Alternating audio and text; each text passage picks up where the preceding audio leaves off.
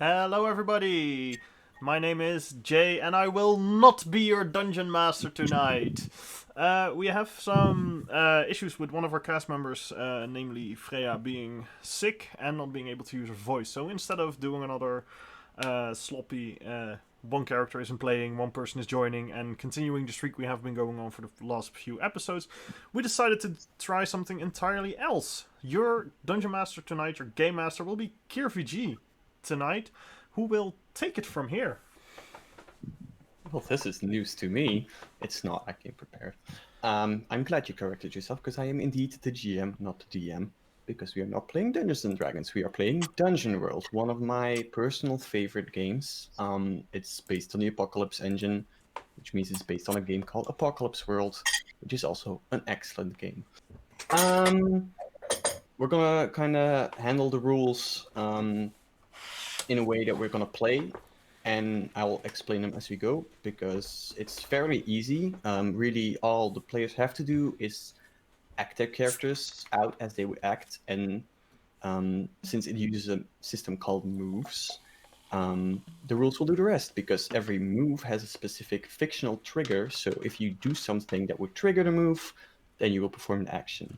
If the move requires a roll, you will then roll, usually 2d6 plus whatever stat is applicable. If you got a 10 plus, you do a success, you do what you want to do. If you got a 7 to 9, you get a mixed success, which means you do what you do, but also there's a catch or something. If you roll a 6, you get XP because you learn from your mistakes. And also, I get to decide what happens, which is bad, usually. So, with that said, everyone has made a character, so let's go around the room and introduce ourselves. Let's start with Jay. Tell me about your character. Well, my character's name is Laurel Elderrod, and Laurel Elderrod is a ranger. She has black hair, she has blue eyes, she has a scar on her cheek. Mostly when people see her, they notice that she comes over a little bit feral from the time she spends in the wild. And she's accompanied by a savage looking red squirrel as her companion. The Okay, red squirrel's name is Breezer. Freezer. I love it. Where did you get your scar? My scar. I usually tell that it's a very heroic story that I got in a fight that somebody cut me, but I basically just fell down a tree and caught my face on the tree. Okay, that's cool. Okay, all right. So, Laurel. Okay, all right. Kato, what's your character? Hey.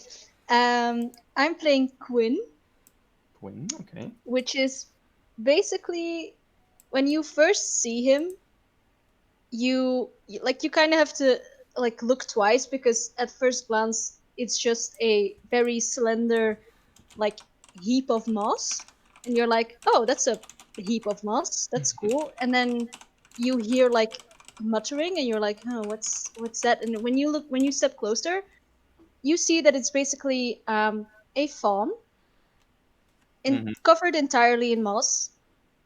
Excellent. I He love it. looks he looks poorly, and he has a tendency of because he's been living in the forest for so long, he kind of forgot how to speak, since he doesn't speak because he's in the Okay. forest, Okay. and so he you know the only way that he's able to communicate is by reciting poems and occasionally singing.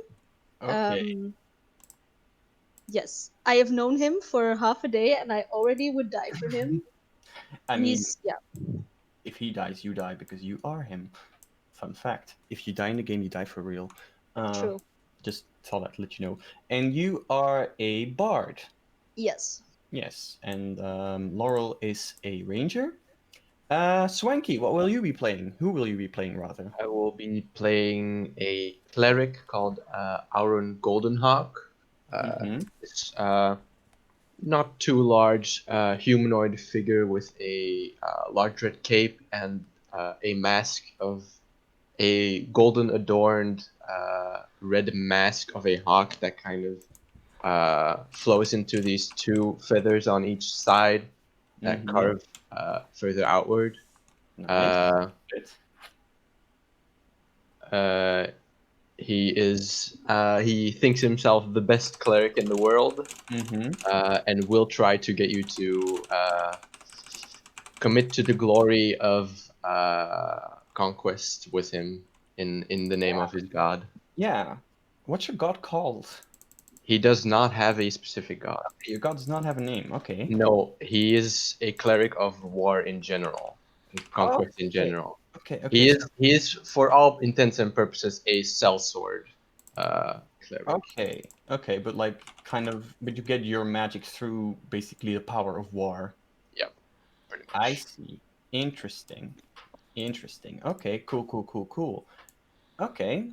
Fyodor. What will you? Whomst wilt thou be? Uh, my name is Maximilian. I'm a human wizard. I look a little bit like Sean Connery as William of Baskerville in The Name of the Rose. I don't know if anyone's seen that movie, but it's 1985 or something. But basically, it's just an old monk in one of those really old habits. Habit? Is that a robe called? Like one of the really scritchy stuff ones with a walking staff, and basically I go around and solve mysteries. Not really religious, just more Mhm. spreading, trying to make the world better with using his intellect and his wisdom. All right. Cool. Cool. Cool. All right, then we already got most of the character creation out of the way before we started, but there are a few things we still need to do, namely bonds, which is a system which kind of gives us the characters know each other. They all know each other. They're working together. They don't necessarily like each other. I'm gonna give that with you, but they are working together for a purpose. And bonds are a way um, to kind of tie your characters together. So everyone is going to write at least one bond. You can have multiple bonds with the same character. Depending on your class, you have a certain amount of bonds. For example, the bard can have way more bonds than the wizard, because the bard is more a social class. And if you want to help or hinder your allies, you can roll plus bond. So depending on how many bonds you have with that person, you can better help or interfere with them. Every class has a couple of pre-written bonds, and we're just going to use those. So, Kato, why don't you, or rather, Quinn, why don't you start with choosing a bond for one of the other players? Um, I think I'm going because Laurel is also like a habitant of Mhm. like the forest. I was Yes. thinking that, maybe Quinn met her before, and so, this is probably not my first adventure with Laurel. Like they met somewhere, they helped each other, Mhm. Mhm. Yeah, achieve something before. Okay. Yeah, seems seems to make sense. that does make sense. I'm just quickly going to hold on, because you are the bard. Boop. Bard. Bones, bones, bones, bones. I already Yeah, put there's them in not much. my character sheet. If that, Hmm? I already put them in my character sheet. If Okay, you okay, want okay. them. So this is not your first adventure. Laurel, like, how did you meet Quinn? Quinn. I think I met Quinn because Quinn is a friend of nature, so I will be their friend as well. That seems to make sense since we both are forest dwellers. We just encountered each other and it worked. Okay. You just encountered each other, like you were like scouting the forest and you saw this weird moss and you inspected it and then it was not moss. You No, like tripped over. exactly. No, no. Maybe Breezer at some point came to me and was like, "Come with me, come with me, come with me," and Breezer actually found Quinn, and that's how I found Quinn. Okay, that makes sense. All right. Let's see. Who else do we have? We have let's go with Arn Golden Hawk. Why don't you choose a bond for someone? Can I? Well, I have this bond that's I am working on converting blank to my faith. Yes. Can I convert everyone to my faith? Is that a thing I can do? Or do I have You to can do definitely some- try, but let's just say there's like someone in particular you think would be very helpful if they were part of your fate, and choose one person. Sure. I think maybe because it's like war, it would maybe make sense to convert a wizard, because magic is powerful, and you have, of course, your godly magic, but wizard's magic is something you do not have. No, I'd go for Laurel because she, Okay.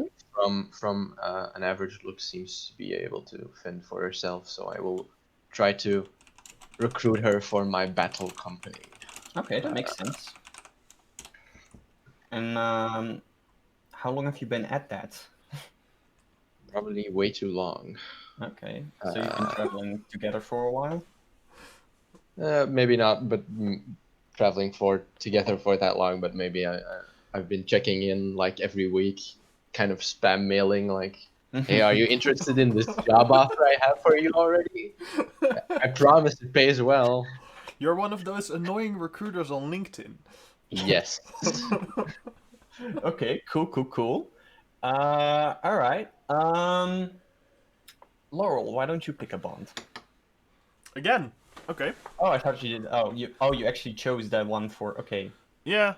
yeah, pick another one then. Okay. I have a question for Yes. Fio.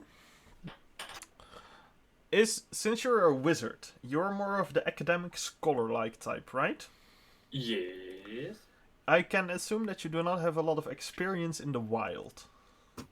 No, probably not. Okay, what was the name of your character again? Maximilian. Then I want to use the bond. Maximilian does not understand life in the wild, so I will teach them. Okay. Yeah, that's fair. That's completely fair. So Maximilian, how did you get into contact with Laurel? Well, so it was basically at one point I was in the forest. It was getting late. I had nothing prepared. Just, Oh, it's getting late. yeah, but basically, it was getting late. It's like if nothing Okay, prepared. that's not what I understood, but yes. Okay. Rowdy. Oh, that only took 10 minutes? Sure. Anyway, this ranger came out of the forest and was basically like, "What are you doing? Aren't you, supposed to have a shelter or something by now?" And I was just like, "Do I?" So this ranger very kindly came up to me and helped me, starting to help me survive in the wilderness. Because Cool. I stuck. All right. Yeah. And Maximilian, why don't you pick a bond next? I want to pick a bond to. I forgot her name. With the bard, Quinn. Quinn. Yeah, I mean, it was a she, right? He. Nope. He. Really bad at I this. mean- Anyway, I want. I want to pick a bond with the bard, but that's just because I heard him play songs once and I quite liked it. It's very simple like that. Okay. I like the music. Maybe that's how you And, end up. and which I which want of you? to do a rendition of Toss a Coin to Your Witcher. Okay. The And thing is, I would love to elaborate on that because Toss a Quinn, coin to your wizard! Toss a coin Quinn? to your wizard! Quinn does not play music. I mean, he has like this. He basically has like a singing bowl that he carved from like a dead creature's skull. nice. It sounds metal. horrendous, and so he uses that usually. So that's probably the instrument that you heard, but like he has no singing voice. He's just basically he's so that's great. I love that. Love it. Yeah. I will take it. I Okay. like the sound that you produce with So, whatever. Tone deaf. So, like- Great. I've made my choice. I'm sticking to it. okay. So basically, you want Quinn to somehow make a song about you. Yeah, Okay. It's not one of the standard bonds, but I will take it. excellent. Let's make it weird. I'm gonna make this weird. Please do. Okay. Is anyone looking at their bonds and being like, yeah, that's one I definitely want to fill in for this character? Because we don't necessarily need to do all the bonds. Like everyone needs to pick one bond, but we don't have to do all of them. You can do every single one of them, but you don't have to. So if anyone's like, oh, that bond, I kind of want to fill that one with that character. That's definitely possible. But Yeah, I gave every character a bond. Oh, okay. Yeah, I because you have like have every Mhm. yeah, I have a bond with Maximilian, and they trusted me with a secret. Okay. That seemed like fun. Okay, cool. Interesting. Intrigue. Okay, so Maximilian, you entrusted Quinn with a secret. What kind of secret is this? You I don't can need tell you. It's a secret. Okay, that's 100% valid. You can reveal it later, maybe in play. We don't have to. It's fine. But okay. What else? And then Oren, is that how I pronounce your name? Oren? Yeah. Oren. I sang stories about them long before I ever met them in person. Ooh. Ah. So I probably instead of singing stories, I will probably I made a poem about them. I recited a poem. Interesting. Very sweet. I'm sure Oren absolutely adores that, and that's probably why they are like, yes, a follower, someone who appreciates my battle prowess. I have one called Protector for Quinn, and it's Quinn is in constant danger. I will keep them safe because obviously a singing or a poem writing bush can't defend itself. So I've taken it upon myself as a chivalric duty to protect this piece of shrubbery. Cool. Right. Cool. Well, we've got a few bonds. If anyone else wants to do a bond, definitely keep note of them because they might help you. Well, I also just have a general one called Good Boy, where Maximilian is a good person, so I'll trust them. I mean, I'm looking at the bonds I have here. I already have two. What's the recommended maximum? You have as many slots as there are bonds on your sheet. Okay. You don't need to fill all of them. You need to at least one, and the maximum that's on your sheet. But it's basically a thing that can change over time, and you can fill in more. Yeah. It's Okay. For one shot, it's just important that there's the characters know each other. We know why they know each other. Yeah. No. Then I'm just gonna leave it. Then I. Okay. So basically, we have Aaron, and they are a battle cleric who spread the word of war. They're trying to recruit Laurel, who he thinks is a very good fighter and survivability, and thinks they would definitely be able to help with their cause in the war. Laurel also knows Quinn from meeting them in the forest because her squirrel found them, and then they were like, "Oh, we like nature, cool. I guess we're gonna hang." And Quinn happens to also be making poems about Aaron for some reason, about tales they heard about them, their war efforts, and for some reason they made poems, and Aaron definitely liked that. And Maximilian met Laurel because he was wandering in the forest, and Laurel's like, "What the fuck you up to, dude?" What are you doing? So you guys, yeah.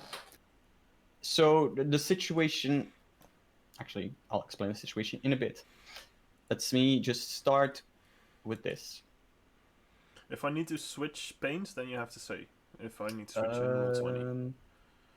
If I need to switch to the roll 20. Not necessarily right now, no. Okay. Alright, so the scene is this. We see nothing. It's black. Oh, no. And then we hear a voice. We hear like weird cracking and slithering sounds. And then we hear a voice say this. Stories are wonderful, aren't they? Morals, teachings, or maybe just distractions. But stories come from somewhere. And those origins are oft less pleasant than the watered-down versions we tell each other by the campfire. Heroes are fools, villains are misguided. Good and evil, lies we tell ourselves to make things easier. In the end of the day, we all want the same thing, don't we? Food, shelter, maybe some company.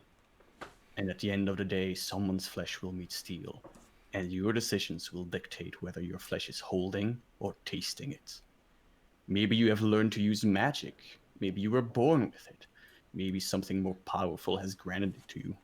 Lucky you. But be careful. Nothing in this world is without a price. And at the end of time, you will pay for it. And then we hear a thunk, and we see the darkness fade away as we see a head fall back with an arrow stick out of it, and we see our party standing in front of an open gate. And we see that Laurel has just released an arrow straight into the head of a goblin, and we see 4 other goblins rise up, grab their spears, and shout as one of their comrades just got shot down. What do you do? I want to reload. You grab another arrow and you knock it. What do you do? The goblins are running at all of you. They know you are together, and they are brandishing spears, and they are rapidly approaching. Magic There is charge. no turn order, so if Magic you want to do something, You wanted to do the magic missile? Yes. sure. If you open your character sheet, you can, or you can just type it in chat. But if you go to your character sheet, let me see, where are you, Maximilian? You have the thing cast spell. If you just click on it, it will roll it for you. Good. Oof. That's a 5. Okay, so you can add 1 XP to your character sheet. It's in the top right. Okay. So you try and weave this magic tapestry, and you like feel your fingers burning. And what happens is you like try to fire this magic missile on this goblin, and instead this goblin becomes 5 times its size. And now the other goblins are looking at it, and they're looking at you, and they just grin as this goblin, this giant goblin, stampedes its way over to you. I want to try and shoot it between the eyes. Okay, that's actually a move you have called Shot, I believe. So why don't you roll me a volley? That is also on your character sheet. Let me see, Armin, quickly. Called Shot. Yeah. Called Shot. How does that work? Wait, that's not the right one. That's Laurel. I need Laurel. Why do you have such similar names? Oh my god, you're making the call shot. When you attack those or surprise creature in mid-range. I would not say they are defenseless or surprised necessarily, so just roll One of me- them just grew 6 times. How are they not surprised I mean, by the that? small ones are. Are you trying to shoot at the small ones? No, I or are you want to take down the big one. The big one is okay. You know what? They are surprised because they are big. Okay, sure. You know what? Yes. You can click on call shot, and then you will roll that. That is a 9, so that's a mixed success. So you don't do damage, but yeah, you like fire an arrow, and it like in between the eyes, and it just like kind of like cross-eyed looks at it for a second. And yeah, Aaron, one of the goblins is now like charging at you with a spear. It's like a few feet away from you. What do you do, Aaron? Oh, I will cast invisibility on myself because why? Okay, I'll yeah. do that. Roll to cast the spell. I think that's this. No, that's not the right one. It's in the main thing. Uh, It's, Cast a spell. Yes. 9. 9. That is a mixed success. So you get to choose. So you cast your spell, but you need to choose one of these effects. So either you rock come attention to yourself, you get a -1 ongoing to cast a spell until you take next time to commune to basically re-prepare your spells, or your spell gets taken from you and you cannot cast it anymore until you prepare it again. Takes the revoked. So the last one that I can't cast it anymore after. Okay, then that spell is now unprepared. You feel that like the whatever power of war is granting you this is not pleased with the fact that you are basically running away from a fight instead of running. I'm not running away. I'm coming. But that's how it interprets it right now, and okay. that's why your you feel this spell getting revoked. Mhm. But you turn invisible, and the goblin is confused, and they like try to stab in your direction, but they don't know what they're stabbing at. Quinn, you see all of this unfold. You see this goblin grow 5 times its size. You see Aaron turn invisible, and what do you do?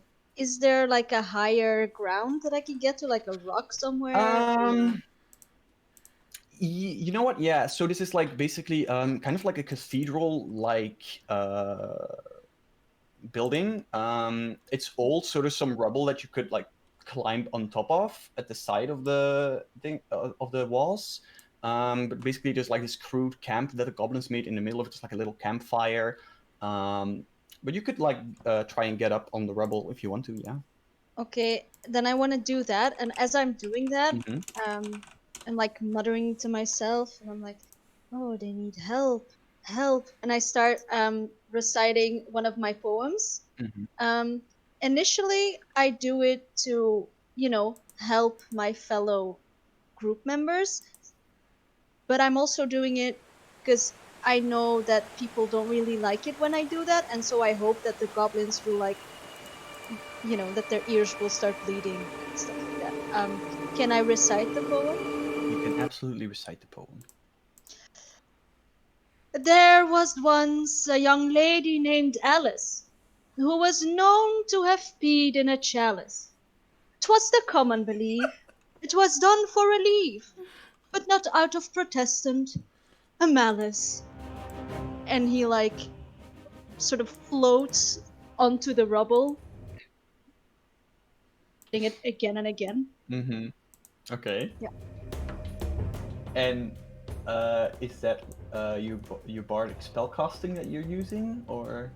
Yeah, I was thinking it could maybe it's an aid, but it's also maybe an arcane art. Because it says when you weave a performance into a basic spell, choose an ally and an effect below, so I can. Yeah, you could do that. If you want, you could do an aid or interfere as well. But I feel that this is more like an arcane art, definitely. Okay. An aid.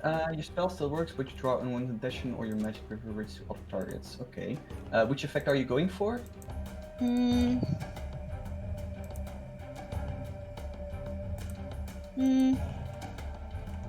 Maybe.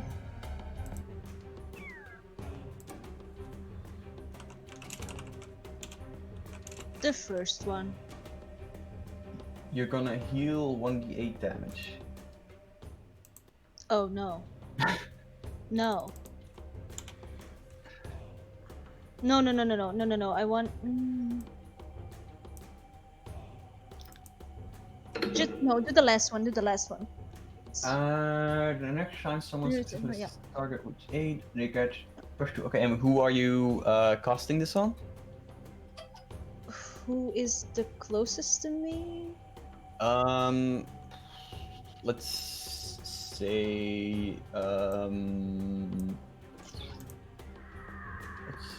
I mean, well, you can't see Aaron, so let's say Maximilian. Yeah. Okay, so Maximilian, if someone tries to aid you, they get and they succeed, you get a +2 instead of a +1. So that's great. So yeah, Maximilian, you feel these words, this beautiful poem ring in your brain and reverberate in your body, and you feel as if the gods are smiling down upon you today, right after you messed it up with your spell. Alice So, peed in a chalice. what do you do with this? Well, first probably disappointment in your abilities, and now weird pea story in your brain. Well, when in doubt, try again. So, magic missile towards Okay. the goblin. Roll to cast a spell. No. Okay, that's a mixed success. You choose one of the negative effects. So either you draw unwelcome attention, you take a -1 ongoing until you prepare your spells, or you lose the spell until you prepare. I'll go for the unwelcome attention. All right. Okay. I already have unwelcome attention. So, cool. Which goblin are you casting this on? Because okay, you can I think click on magic missile on your sheet to roll the damage. It's in the subcategory. Magic missile. Nice. Pure magic. Your targets deal 2d4 damage to one target, so that's 2d4. That's a total of 5 damage to the target. Okay, what does it look? What does your magic missile look like? Basically a fireball, but small. Okay.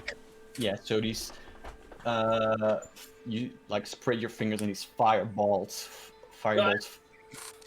Does it say that it's for my fingers? Basically, how I see this. Basically. Oh, you just like okay, yeah. So a fireball shoot from your hand, Yes. barraging this goblin, who It's is quite large and angry. well also has an arrow sticking out their head. They are not very happy about this. They look pretty beat up from this. It's like it was a pretty big hit. They have like severe burn wounds, like some of the flesh is already like burning completely off. And they are going to take a stab at you with their spear, which did not grow with them, by the way. So it's just like kind of Toothpick. stick to them. But they're gonna like try and stab you with it. But like, bad. What do you do? Can I defend? How do I defend? If you want to like dodge out the way, you can try. Yeah. I will dodge out of the way. Okay. Roll me a defy danger. That's one of your basic moves. The trigger is when you defy, basically. When you try to defy danger, say how you do it, and then you choose a stat. Basically, you can do it with every stat, depending on what you do, because a danger is kind of a catch-all. It could be a social danger. It could be trying to dodge out of the way. You could try to endure a hit. But since you're trying to dodge, I would say use dexterity. Yeah. Dex, so that's an 8. All right, so that's a mixed success. So you do it, you get out of the way, but you stumble, hesitate, or flinch. I will offer you worst outcome, hard bargain, or ugly choice.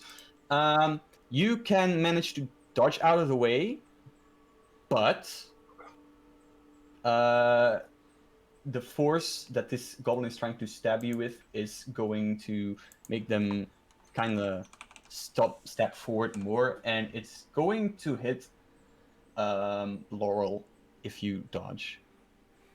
What? Is that the worst outcome, hard bargain, or ugly choice? Yeah, that's a choice.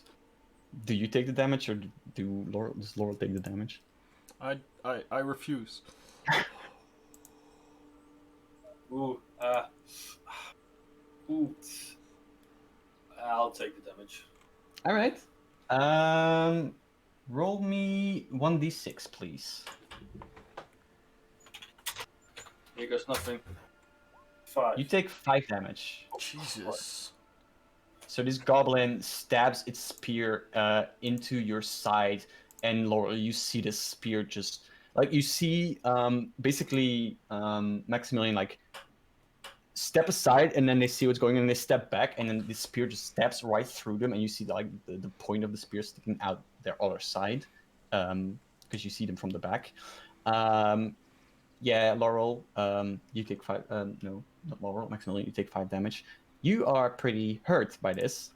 It hurts a lot, and the goblin is also very hurt. So it's really not a good situation for either of you.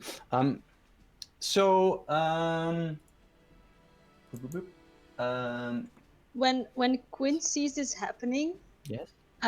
he like takes his singing bowl and he starts like whacking on it, and he like makes this sort of and he like is trying to help. Okay. Is this another one of your arcane thingies? Well, I was wondering, like, can I use it? Can I just keep using it? But if you roll a 6, I know. Yeah, sure. Okay. Why not? roll that shit. It's 9. again so- with the mixed successes. Yes, What's it makes it. Okay, cool. Yeah, so you're gonna do heal 1d8? Or. does it heal me or? No, it heals your target. Oh yeah, yes, Okay. I'm definitely doing that. Yeah, Then roll a d8. I can do that. Can you? I can. Oh my. Yes, it's not too bad. That's good. Wait, so you heal back, you magically feel the wound like close. Like the spear's still in you, Maximilian, but you feel like the wound like stitch itself back together. You're muted. My doctors did say I need some more fiber in my diet. So yeah, you've got a spear sticking out of you, but it doesn't hurt and the bleeding stopped. Aaron,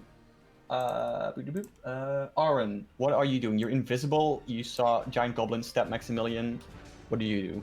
I'm going to run around to the giant goblin, kind of flank it from the back, and trying with my warhammer, kind of break its leg so it falls on the side. Okay. Roll. No, you don't need to roll. Roll your damage. Okay. Where is that? On your character sheet, it should have your damage die. Let's see. No, that's not it. No. On the main page, it's main armor hit points damage. You have a d6. So if you just took damage, it will roll the d6 for you. 2 damage. Damage. Okay. So how do you go from trying to break this goblin's leg to killing this goblin? I kind of give it like a half measure. Oomph in the leg, it kind of buckles. Its knee buckles inward, and it falls with its head on a rock. And I stand on its corpse, victoriously. Yeah. So I think what happens is Quinn, like this goblin's head, like just gets like a few centimeters away, like pierces its skull on a rock that you were like standing right next to, and some of the blood gets splattered on you. And then you see Aaron, who just became visible, just like stand on the corpse triumphantly. And Laurel, what do? You see these other 3 goblins like look a bit worried, but they still raise their spears, and they're like, one of them is like advancing slowly towards you. Okay, I want to use Breezer here. Okay. And we're gonna do a move that we've practiced 100 times. He's gonna roll up in a ball, and I'm gonna throw it at one of the goblins. Yes. And as he goes towards the goblins, he's gonna try and intimidate them by doing like he has rabies or something. Yeah. And then he's gonna land on the goblin and gonna try and intimidate it away. Okay. Might I suggest you fire him with your bow? Sure. I mean, it's up to you. I just like that idea for some reason. So Breezer clamps onto the arrow really tight. I mean, yeah, you just like take the squirrel and... Yeah. And then as it hits, he's gonna go crazy on them. I think it's going to roll.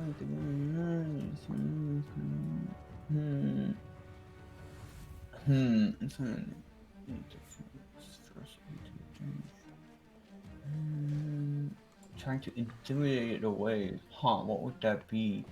That's one of the things that an animal companion can do. He has a fright. I chose for him a frightening. Yeah. You did. Let me just. Yeah. Well, don't close it, and I can't read it. Oh, do I need to close it? No, you don't need to close it. Stealthy, intimidating, scout. Nah. Can you stop doing things in your sheet so I can? Sorry. Stealthy, intimidating, scout. Oh, you chose intimidating. Okay. This is a very intimidating squirrel. Okay. Roll a defy Yeah, danger. exactly.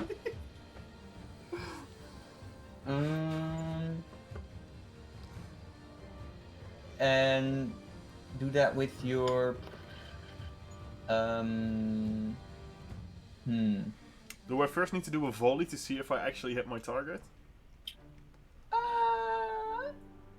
Yeah, sure. That's a 9. Okay. You get to choose between you have to move to get the shot, put yourself in danger of the GM's choice, or you need to take what you get 1d6. You can't do. You're not really trying to do damage, but let's just say you you hit. Breezer gets on one of the goblins, and now roll me a defy danger and do that with your charisma, and you can add Breezer's ferocity to it. He has a ferocity of 2. Can I just click to defy danger, and does it give me the option for what thing to use, or? Yes, it will give you the option what to use. Okay. And then I think maybe you can also add an extra, but I don't know that for sure. I can't. Okay, But so you that's, can. well, That's an 11. yeah, that's an 11. Okay. Yeah, so what does Breezer do exactly once it gets on this goblin?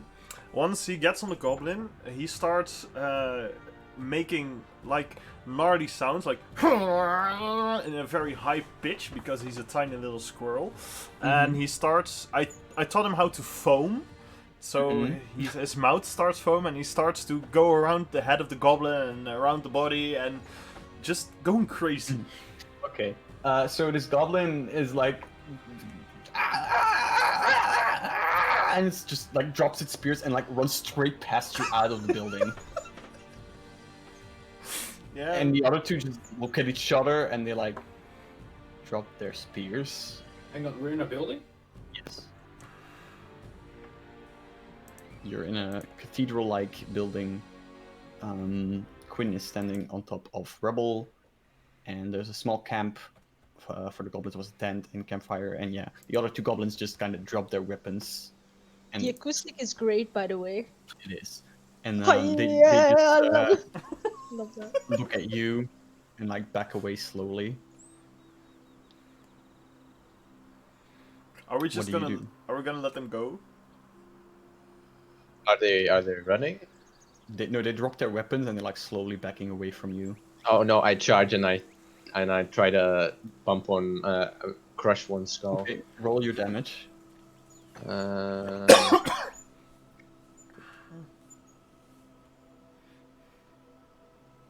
That's a 6. Yeah, you just like go in and crush this goblin's skull. It wasn't doing anything, and you just crush it. Pieces of brain are flying everywhere, and the other goblin just like starts bolting down the hall.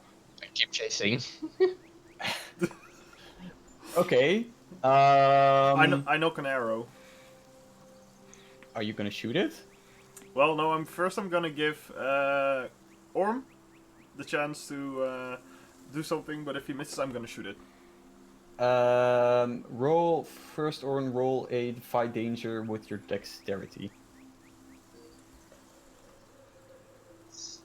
Where is that? My danger. That's pretty bad. That is a 6, so you get XP. Hey. 1 XP? 1 XP, yes. Okay.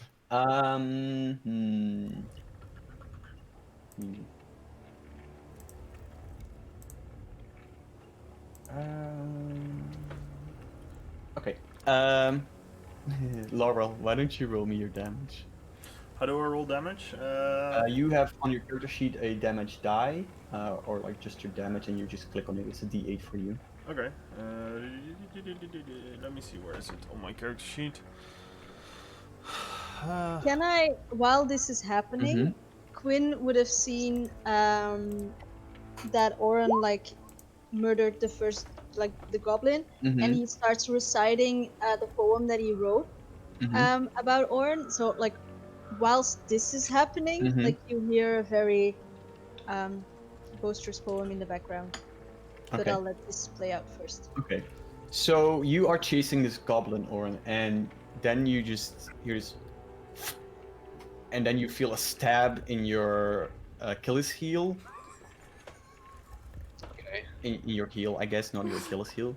In your heel, as an arrow, like, like hits your heel, and you just like fall over, like, and the goblin gets away. I'm attempt to sorry. stumble to make myself look better. While this is happening, you hear Quinn reciting the poem that he wrote about you, and it goes as followed. There once was a melancholy Dane who discovered his father was slain.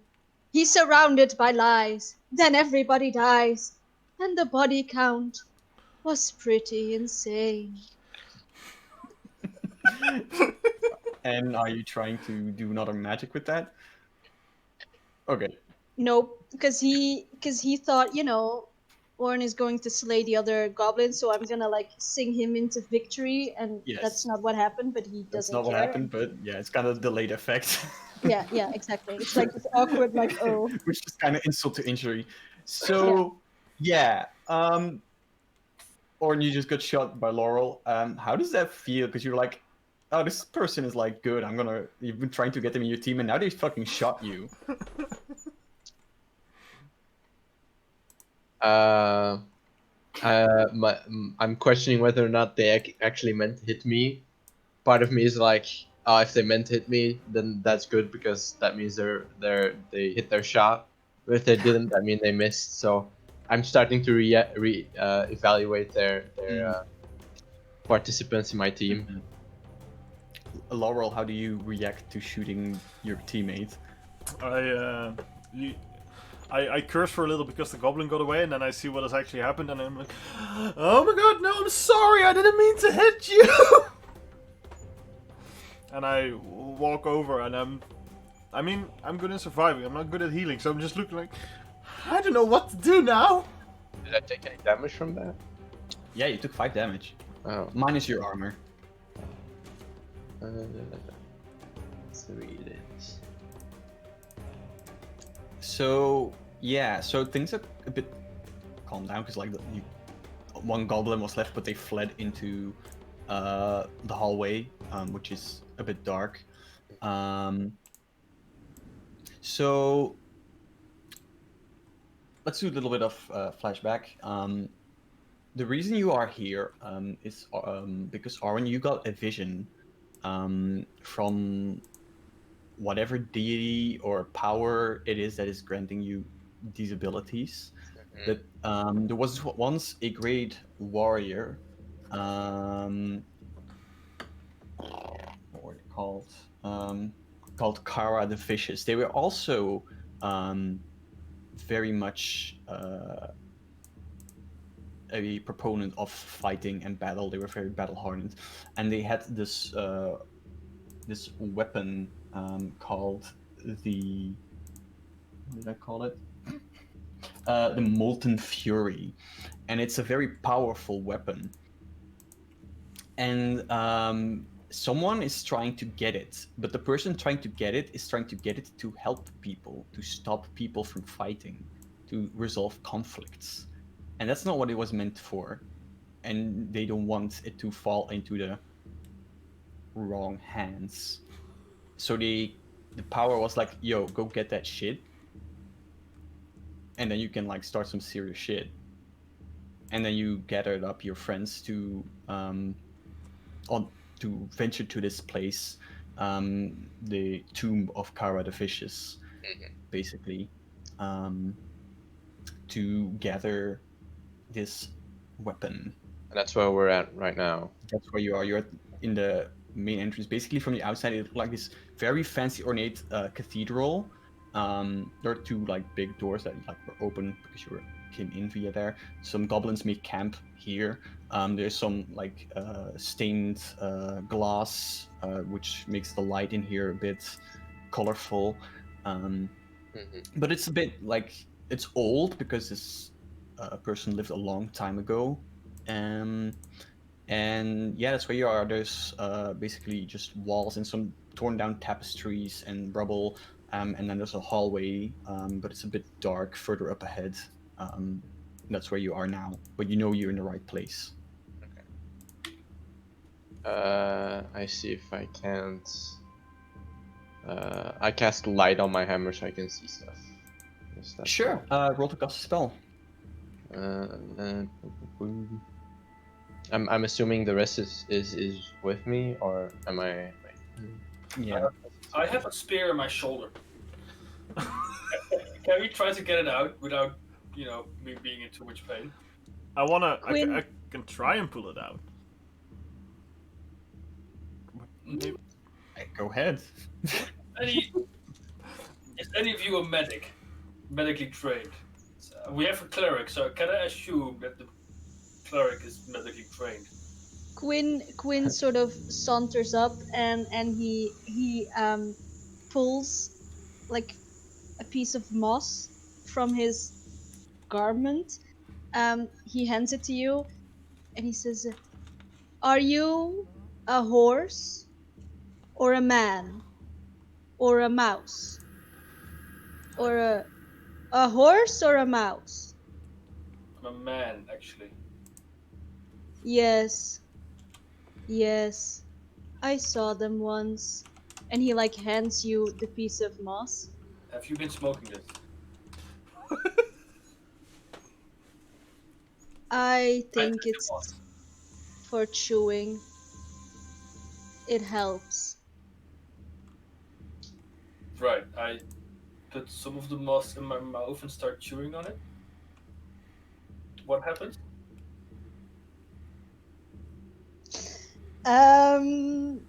God. That sort of depends. That depends on which part of my cloak I took it from, which I am making up now. So Mm-hmm. yeah, you chew on it.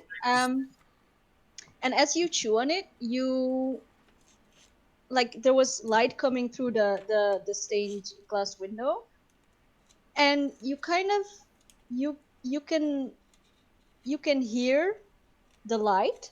It makes sense to you. Like you can hear the colors, and then like they start to move and they start to swirl a bit, and you sort of, you jam in like this sort of colorful world, and you know, you don't feel any pain anymore. That's for sure. Uh-huh. Is the spear still stuck in my shoulder, though? I can try and yank it out if you don't feel pain.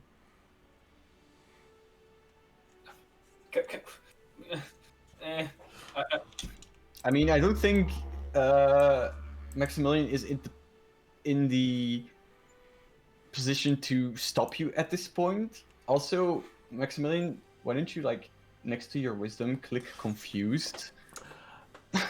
Because yeah, okay. This is you have a -1 for your wisdom right now. Can I walk up to Maximilian Yes. while he's confused and dazed? Yes. Walk up to him and I say, "I told you needed to be tougher in order to survive in the wild," and I try and pull out the spear. You pull it out, and yeah, there's like a hole, but it's like not bleeding or anything. okay. Anyway, Now I have a hole in my shoulder. oh, permanent. I mean, maybe not. That's what you Oren, call a piercing. what does it look like what kind of glow does your hammer have after you cast light on it?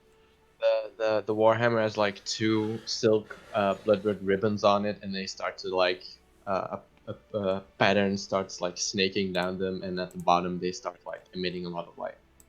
Cool. Yeah, you see farther down this hallway. It's let's say 20 meters farther.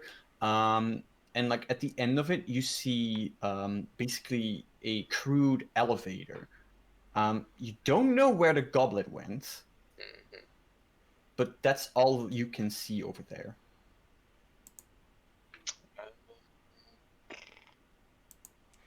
I will see Do I still have that bolt in my Your ankle, yes, that's definitely still there, unless you pulled it out. I guess I'll try to pull it out. You pulled it out, and Okay. I mean it hurts, but you've probably had worse.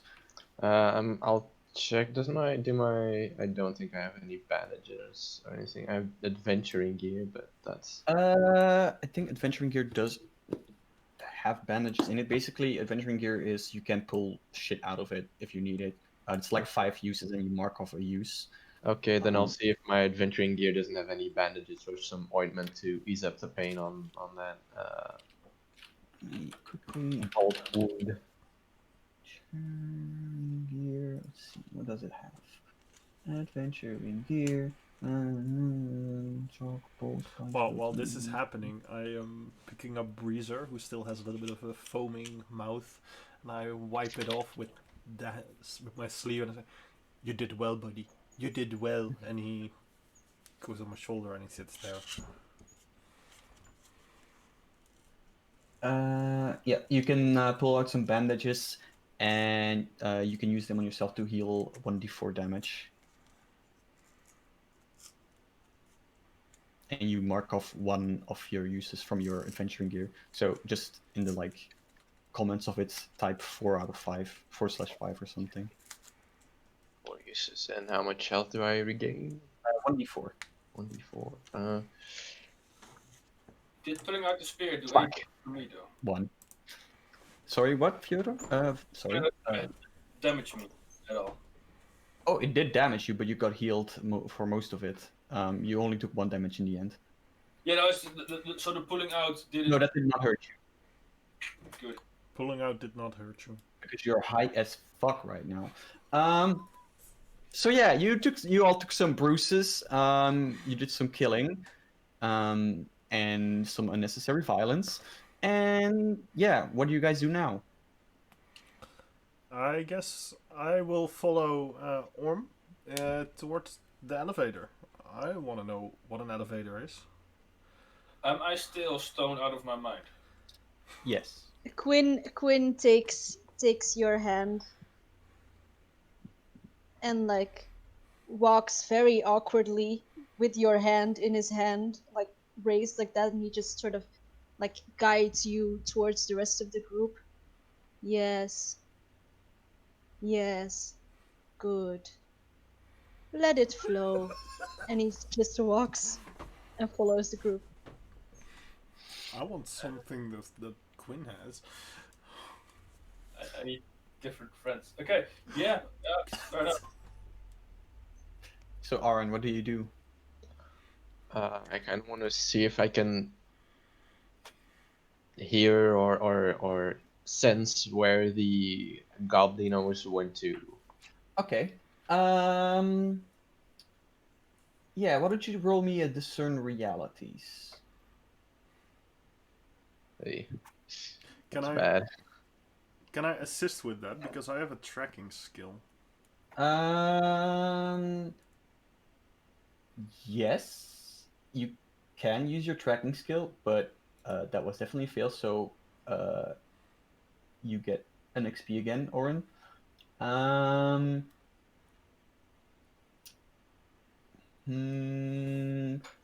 on, give me a second. Because things are happening now. No, that's the wrong thing. Wrong. Oh, that's also the wrong thing. Why are you not open? Okay. There we go. Okay. Hold on. Give me a second. Okay.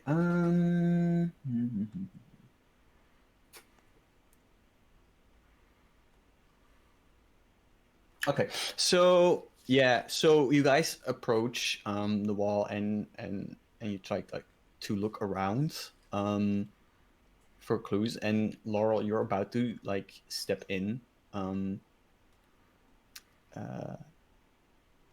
to be like, hey, I can probably help with this tracking.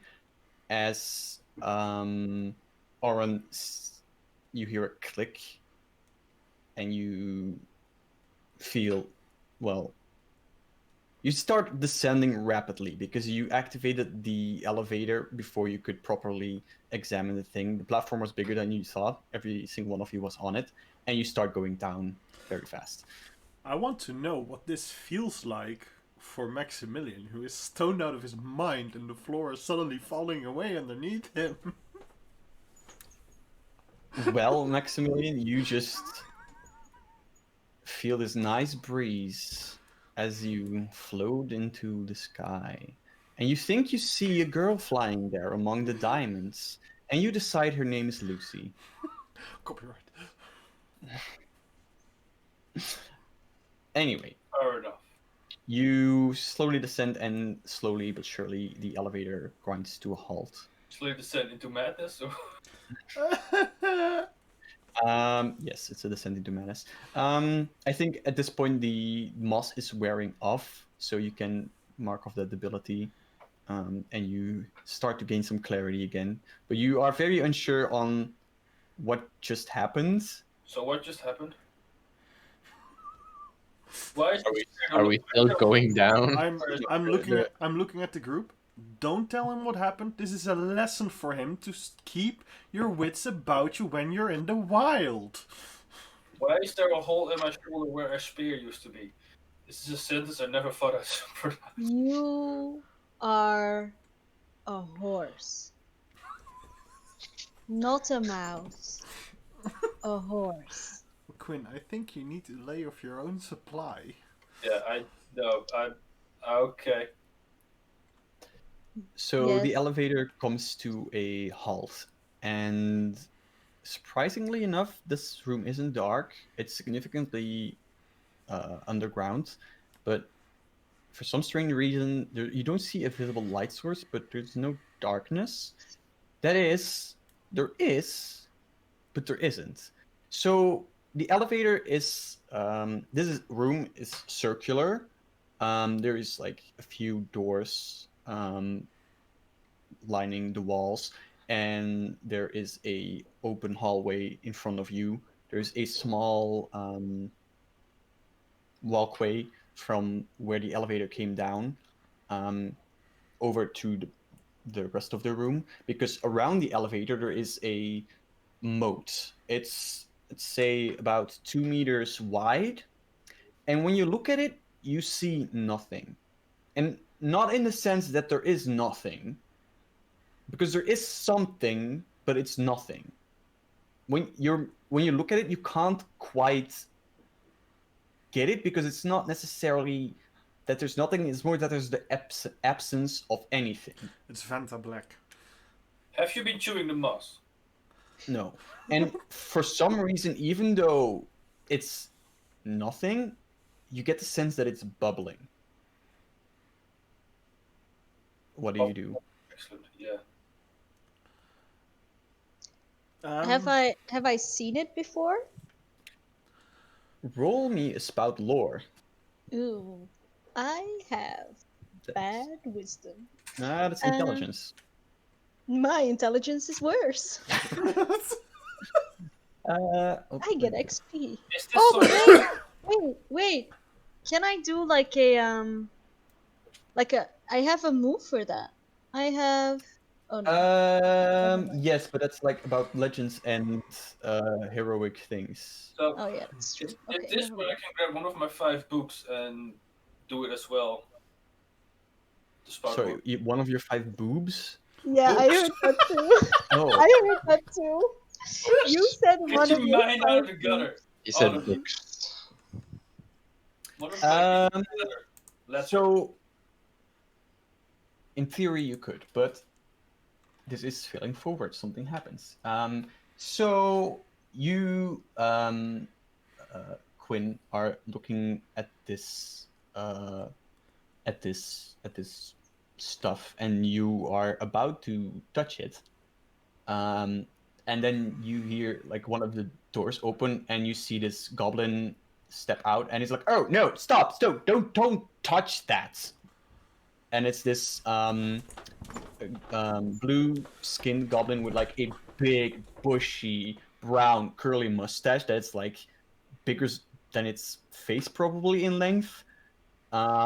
and he's wearing this 3-piece suit. He's got like a pocket watch with a golden chain on it, and he's got a messenger bag, and he's like, "Do not touch that, my friends, please."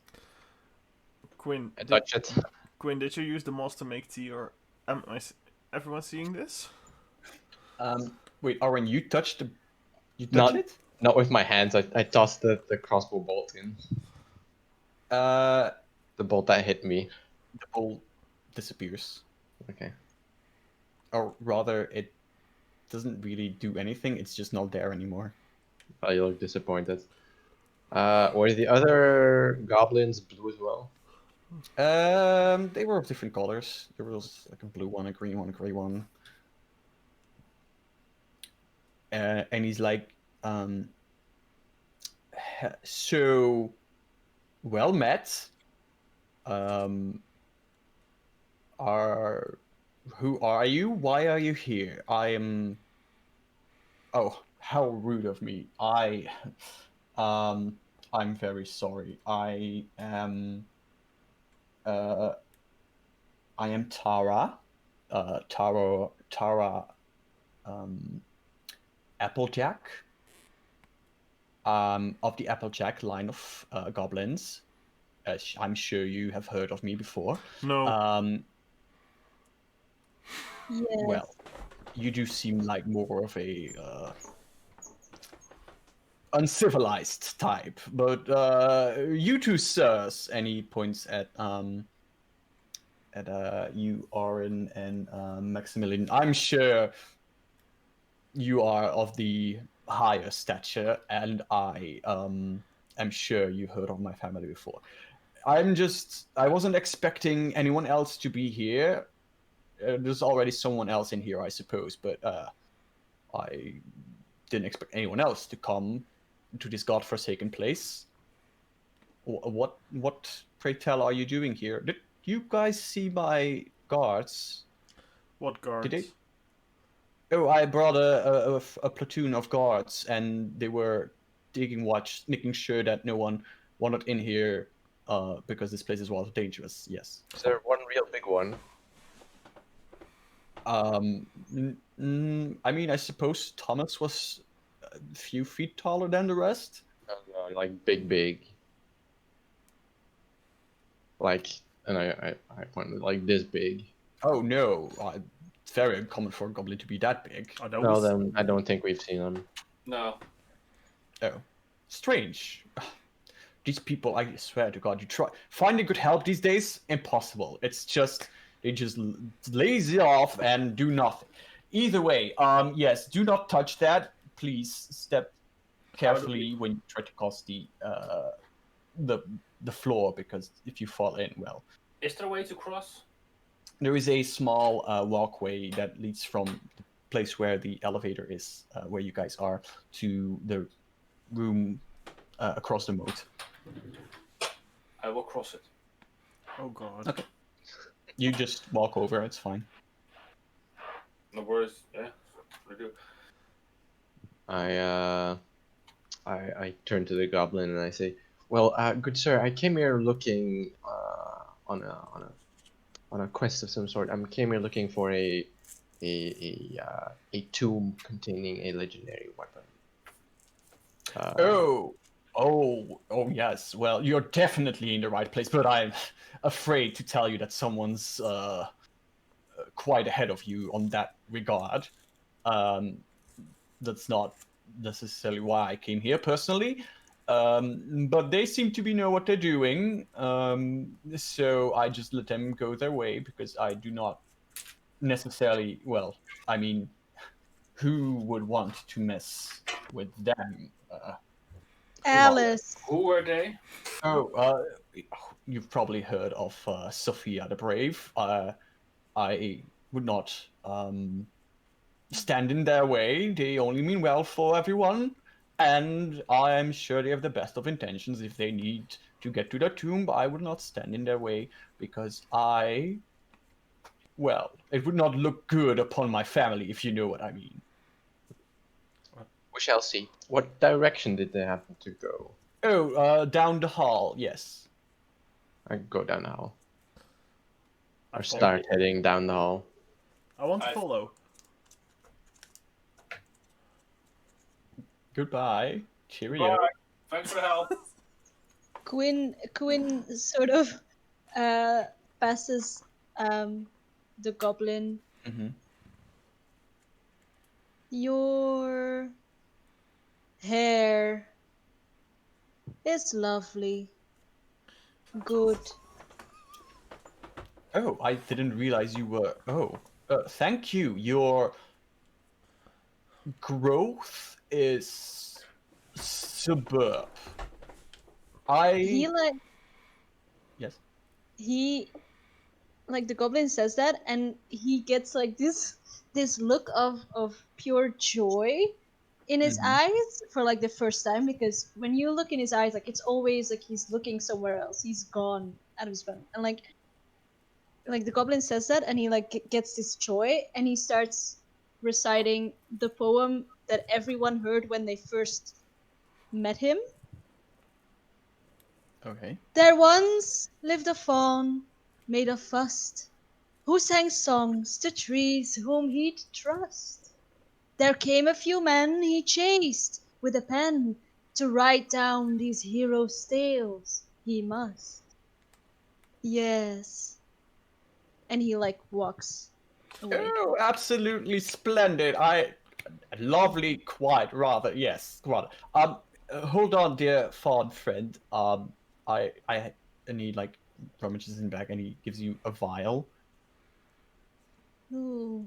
and inside is well, absence of anything. It's basically the same stuff that's in the moat, but inside a vial. And this might come in handy with your travels. And as he hands it to you, you also see this bright emerald on a silver ring on his left index finger that glows. Thank you. I will treasure this. Just forever. don't put it on you or your friends. I would advise against that, yes. You are a horse. Yes. And he follows his friends. Yeah, I quite like horses. Yeah, so he trails off in his own thoughts, and you end up going down the hallway, guided by the light. Guided by the light. Oren's lovely hammer, which is covered in blood and brain, but also gives off a lovely light. And you walk into this room, and there is this big oak door set with golden studs that's already swung open. And you enter this room, and basically there's like tables with like very fancy yellow, sorry, rather red tablecloths over them with gold trims.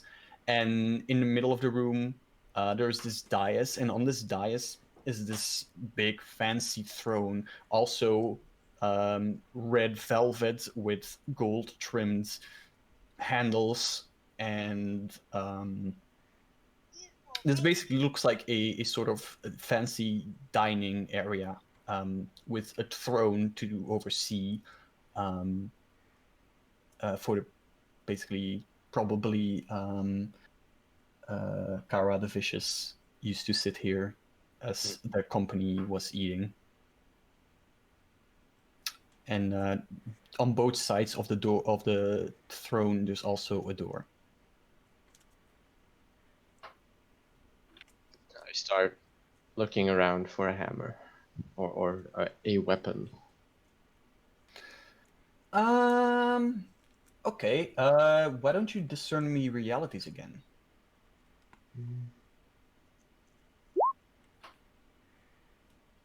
Ooh. That's 10. Okay, so you get to ask me 3 of these questions as you look around. And I will answer honestly. What should I be on the lookout for?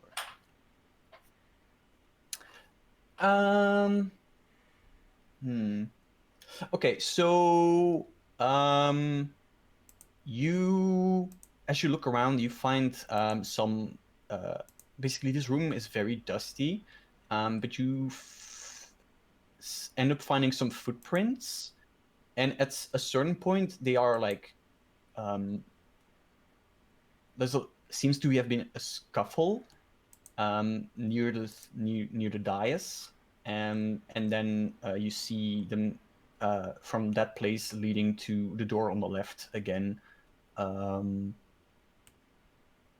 The footprints leading, the door is closed, but there are basically scratches on the door that seem to have been caused by some sort of claws or something.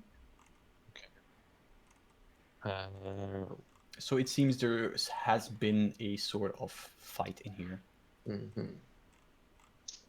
And I get 2 more questions. Yes. What here is useful or valuable to me?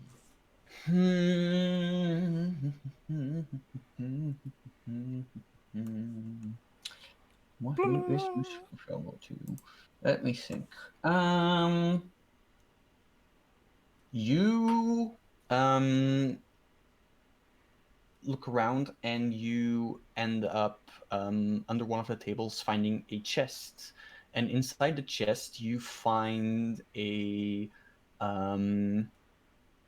tambourine, and you, as you pick it up, the sound that it makes, it's not, you don't hear it, but you hear it, like everyone hears it inside their heads, and you feel like it's very soft, but you feel that if you give it a serious whack, it would make a very painful sound towards a target of your choice. Oren kind of looks at it from his side, like, well, music is not really my thing. Anyone else want this weird tambourine? Instead of answering, Quinn just sort of takes his bowl and like rubs it, and like he's making eye contact with you very creepily, and he's just like,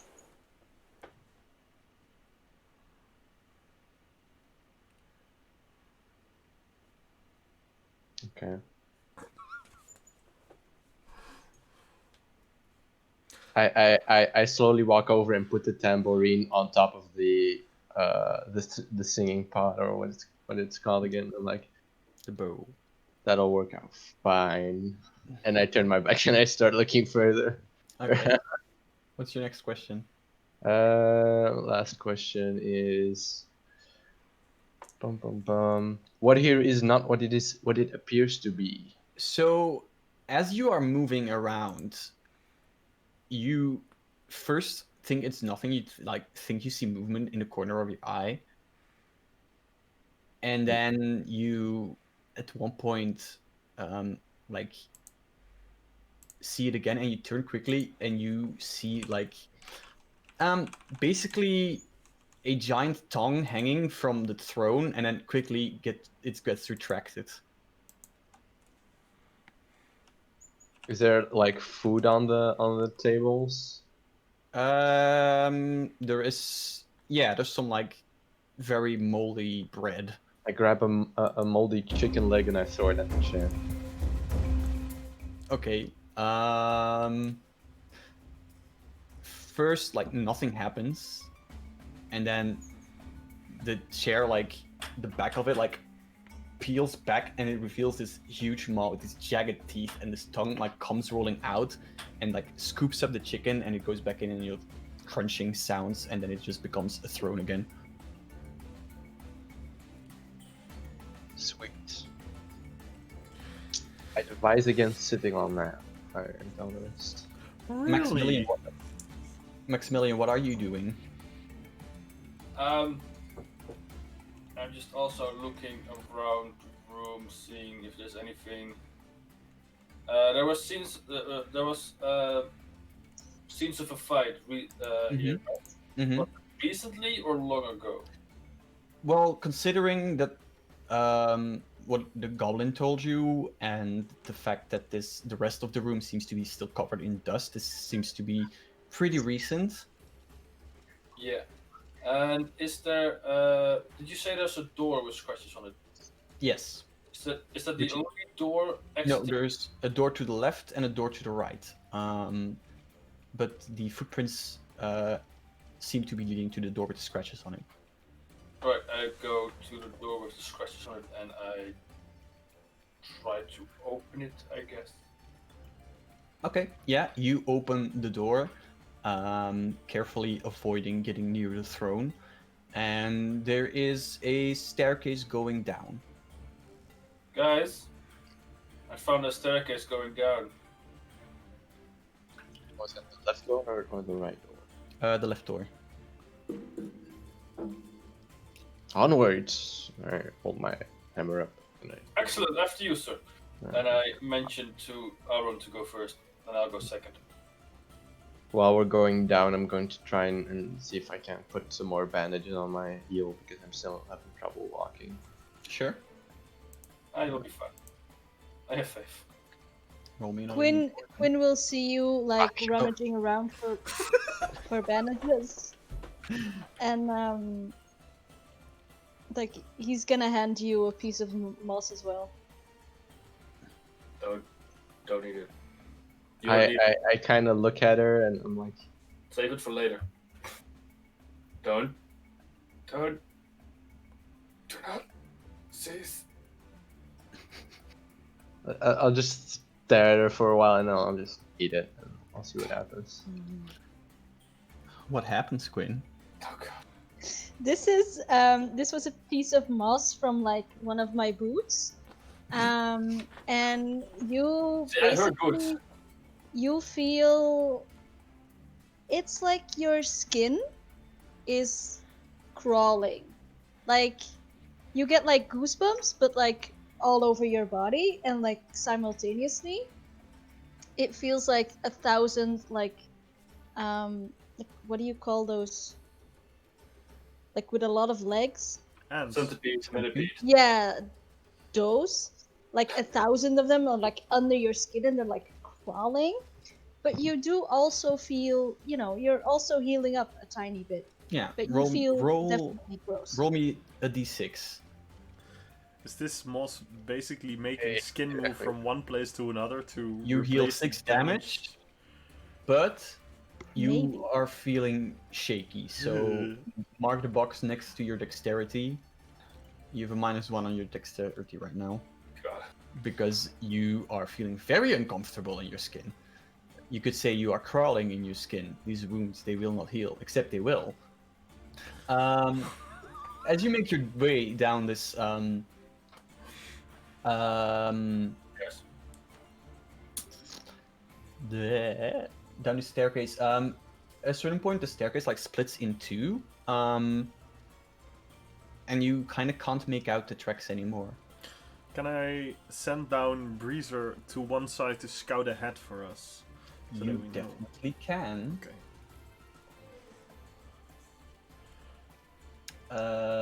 Yeah, I guess that just happens, or is it the special move you have? No. No. Okay, yeah. So you send out Breezer. Do you have like a magic like bond with them, right, or something? Yeah, I have a magic bond. I don't necessarily can speak their language, but I Mhm. know what they mean. So it's like, I can, by the way they act and by the way they do and by the certain chirps they make, I know what is happening. Okay.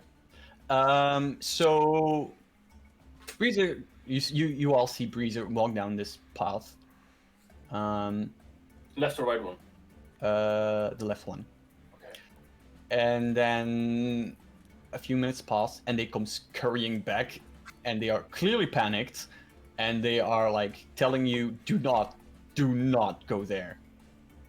I pick him up and I'm like, what is down there then? What's happening there? They describe to you a room full of abominations, basically pieces of people stitched together amorphous blobs with arms and legs sticking out of them, jagged teeth and bones sticking out of them, moving around, moaning in pain. And there's a bunch of them in different Is it shapes pain? and sizes. We Hi. don't know. Oh, you poor buddy! And I pull out an acorn and I give it to him to comfort him. And he holds it and he treasures it. He definitely treasures it. Is he gonna burn in ice? Do you relay what your squirrel told you? Yes, yes. I look at the party and I'm like, Breezer told me that there's people stitched together down there and they are alive and not dead.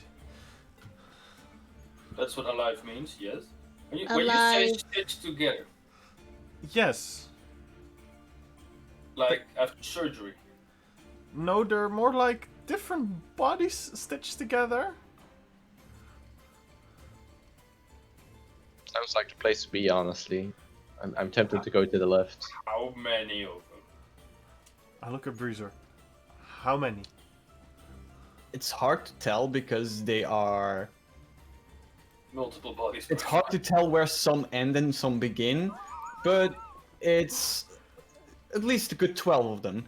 So he sticks up his little paws, and I think they have 5 fingers on their paws. And that's 10 and 2. That's what he does. 12. Probably. Actually, go to the right.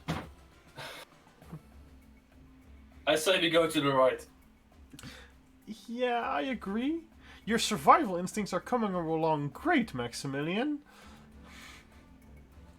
I look disappointed and I slouch behind them. Hang on, am I going up front? Okay. Apparently. Oh god. I gingerly go down the stairs. To What the do right. you do, Quinn?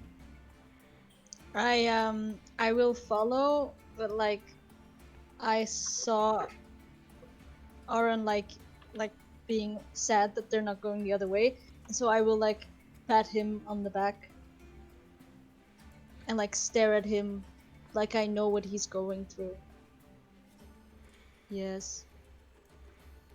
It is tough. But life is life. Da-da-da-da. See, I wasn't gonna do it. So, yeah, you guys make it down the stairs and you end up basically the stairs end in this balcony which like has 2 stairs leading down to it in like a basically like a curve, and the room is dark but it's illuminated enough for you to see kind of what's happening. At the back of the room there is this huge imposing statue of this woman holding this halberd, or rather having down and well, like one hand on her rather there's like a pile of skulls, and they have their hand on a pile of skulls and the halberd in the other hand, and you just have this, even though it's a statue, this just murderous look in their eyes. And as you look down, you see that this is a very, very large room. It's actually strangely well kept, and next to what seems to be the tomb, which seems to have been cracked open, there is a woman standing there, and you see her because she has a halberd in her hands, and in the basically the hilt, I guess, or the stick part of it, you can see basically like magma spiraling upwards, and the blade seems to not be solid at all. It seems to just be flowing magma, and it illuminates the area around her as she is holding this halberd and looking at it. Yes. Can I use my bardic lore? this one? Absolutely. Do I just Please mute yourself if Oh, you're no. gonna take a snack out. Sorry. When you first encounter an important creature, location, or item you recall covered by your bardic lore, let's discuss past. You can ask Jim one question about it. Jim, okay, yeah. What question do you want to ask me? Oh,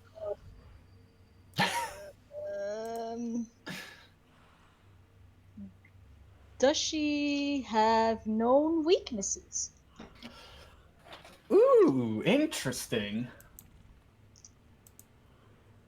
Huh.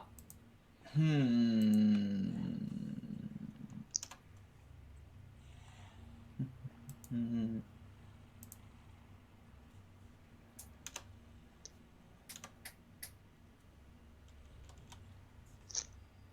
Okay.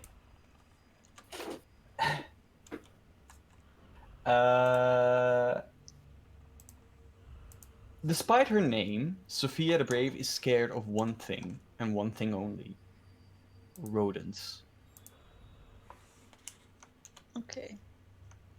So, what song or tale do you know this from?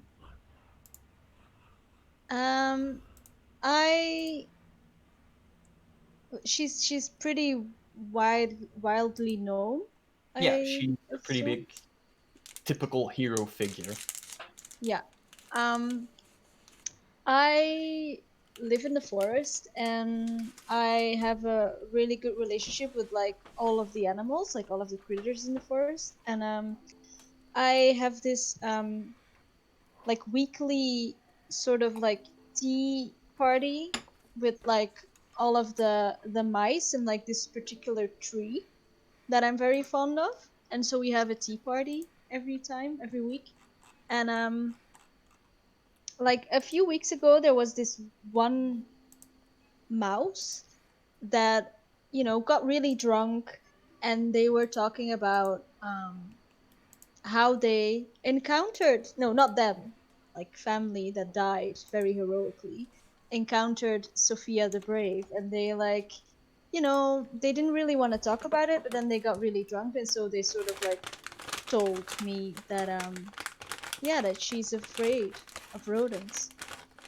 That is how I know. Cool. Do you like relate this to the party? Or Yeah. I turn to Laurel, and I hold my hand out for Breezer, Mm-hmm. and like he knows me, so he like jumps on my hand, and I like hold him up to the party, and I'm like, the brave will fall for the mighty. While you are saying this, Breezer is making like poses, like brave. Yes, we definitely rehearsed this like many Yeah. times. and you hear this voice called, "Hello? Oh, hi. Hey. What?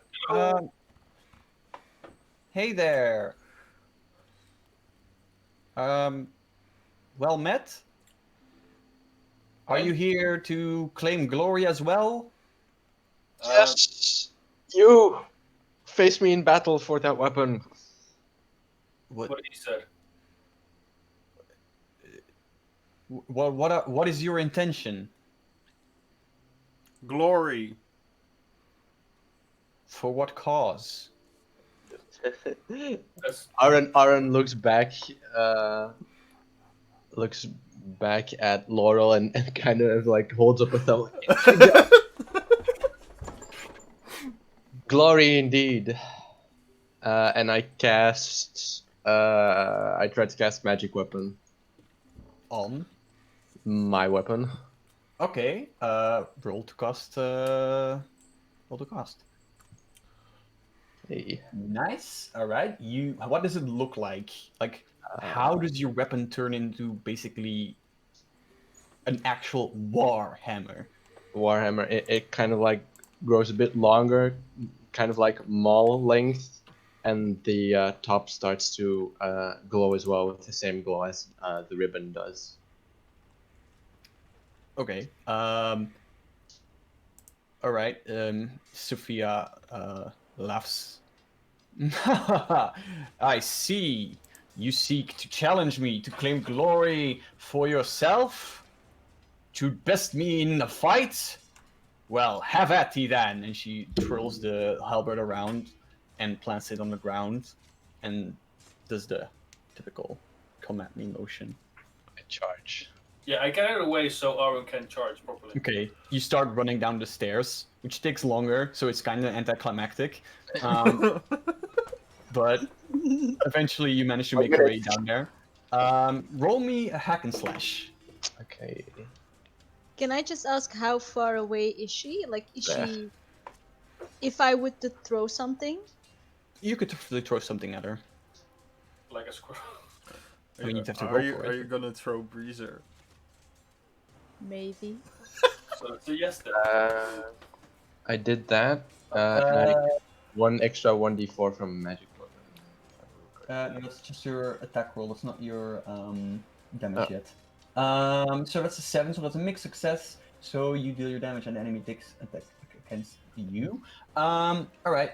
Roll your damage. So your damage die is a d8, I think. No, d6 plus 1d4. So that is a total of 6 damage. Okay. Yeah, so you smack this hammer against her, at her, and she like just puts her hand out and like stops it, and you hear like a part of her bone like crack, and she like winces, and she's like, "Oh, a fierce one you are, truly a worthy opponent indeed." And then she like jumps back and twirls the halberd and takes a slash at you. Roll me a d10.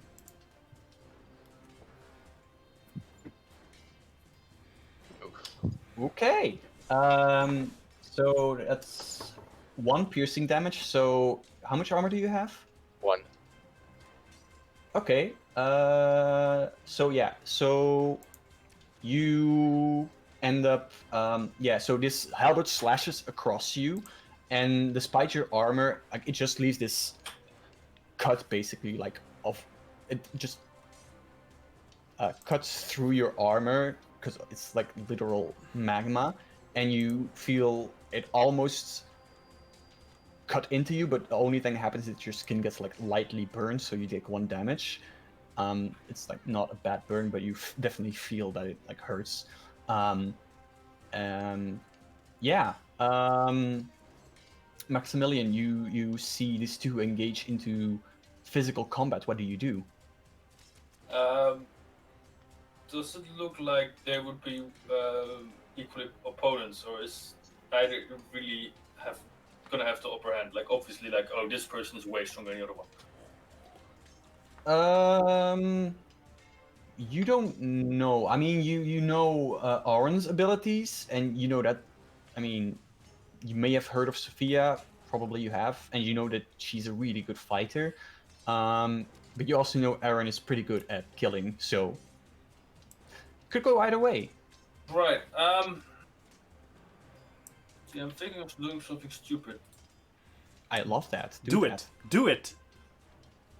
Anyway, I want to go as Sophia is. No, I first want to cast invisibility upon myself. Okay, roll to cost. Cast a spell. 11. Sure. What does it look like when you turn invisible? Nothing. I'm invisible.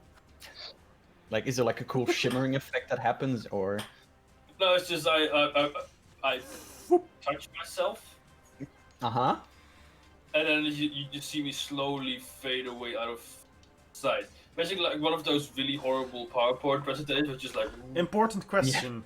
Yes. Is it your body that goes invisible, or do your clothes also become invisible? Please don't make this weird. All of it becomes invisible. Okay. Thank you so much for that. Anyway, so I'm invisible, and I kind of wanna, because there's no choice, do another spell. If everyone is okay with that. Okay. Let's first quickly turn to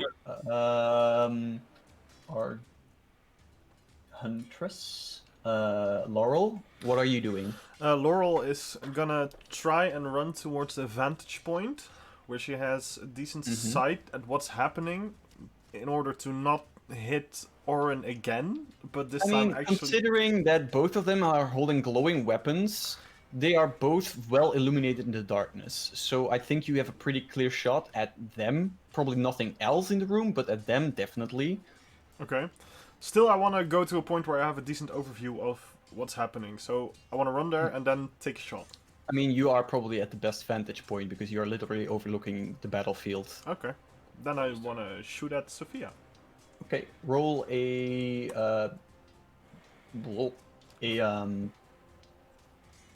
volley. That's a 7. Okay. You deal your damage and you choose one. So you have to move to get shot placing you in danger. You have to take what you can get, minus 1d6, or you take several shots, reducing your ammo. I think I will take several shots. Okay, so yeah, you like because the darkness, it's kind of hard still to like aim your trajectory, and you like whiff a couple of arrows, but then you strike through. So roll me your damage. That's... Okay. So yeah, the Oh, by the way, how much damage did he do? He did 6 damage earlier. I forgot to mark that, I think.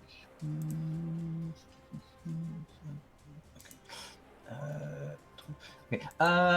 Yeah. Okay. So yeah. You have you managed to like get a shot at her, but it just bounces off her armor. Okay. How much arrows did that cost me? 1. One. Basically, ammo is conceptual. It's Oh. not arrows. It's basically like an entire quiver, and just Oh, okay. if you choose that effect, you use an arrow, but you don't like spend. You don't buy arrows per arrow. Jesus. And I have a lot of arrows. Okay. If you don't choose to reduce your ammo, then you have a lot of arrows. So yeah, Maximilian, you were invisible and you wanted to do something next. I mean, does Quinn want to do something first? Yeah, he will have like talked with Breezer, and I would like, and tell me if it's not possible, but what I would like to do is I would like to majestically trot down the stairs, reciting a poem. Breezer is on my head, making like these very like, you know, like Laurel taught him, like these very feral poses. Whilst I'm reciting the poem, I would like to, with every beat, I would like to clang against the tambourine that I got, Yes. and making her head hurt. Okay. That's what I would like to do. First of all, nothing is impossible because I like crazy shit and I love Great. this. So, okay, here's the thing.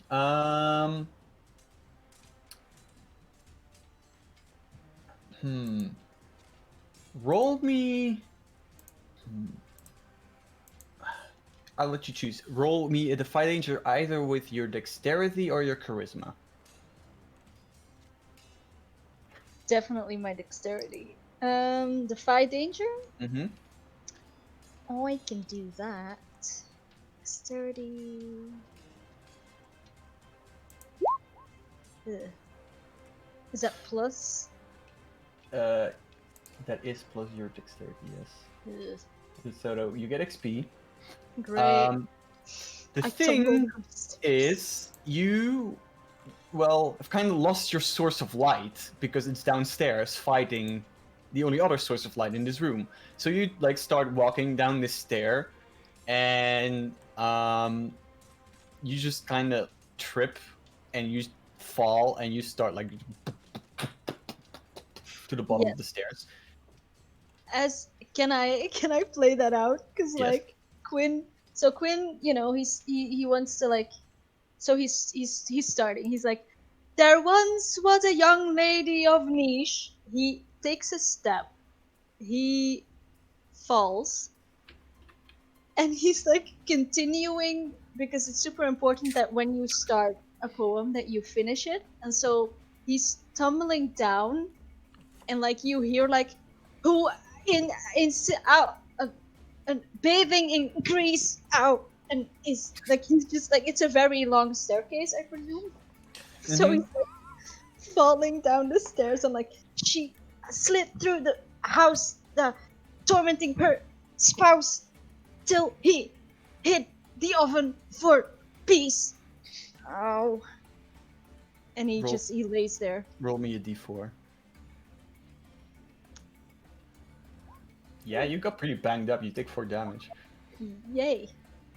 I also forgot to ask because I kind of forgot, but my hit points, total of your hit points, is it your Constitution modifier or No, the big number. the big number? Yes. Oh, okay. Oh, I'm great. I'm definitely fine. I don't know how I got that many hit points. As you fall down the stairs, you make an incredible racket with this tambourine as you recite this poem, and God. everybody, you just feel this piercing pain, including Sophia. So, everyone roll me a d4, and you, Quinn, roll me an extra d4. Oh god. You're welcome. Oh god, 4. So that's a 3. Is that reduced by armor? No. That's magic damage. It's not reduced by armor. Okay. So your Quinn, HP was your Constitution score. Constitution score plus for a. Correct, 6. I thought. Yeah, 6. I think it was more for cleric. I'll check. Give me a second. Cleric. 6 plus Constitution. Ah, okay. Yeah. Quinn, will you roll me a second? I D4? did. It's 4. Oh, you already rolled the first one. Okay. No, I rolled okay, so Quinn, you take 4. Like everyone takes that amount of damage, first of all. But also Sophia like grabs her head and she like you see this Aaron, like blood starts like coming out of her nose. Okay. Give me a second. My alarm is going off for some reason. Oh, that's not good. There we go. You are very much frozen.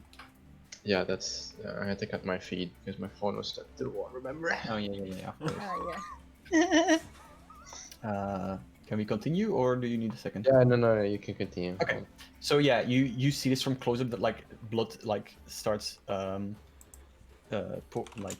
dripping down her nose as she like grabs her head in pain and she's like, "What is that ungodly racket?" It is art. The finest art. Debatable, Well- but fine. Well, I suppose artists do tend to suffer for their art. I liked the poem, though. Thank you very much for the poem.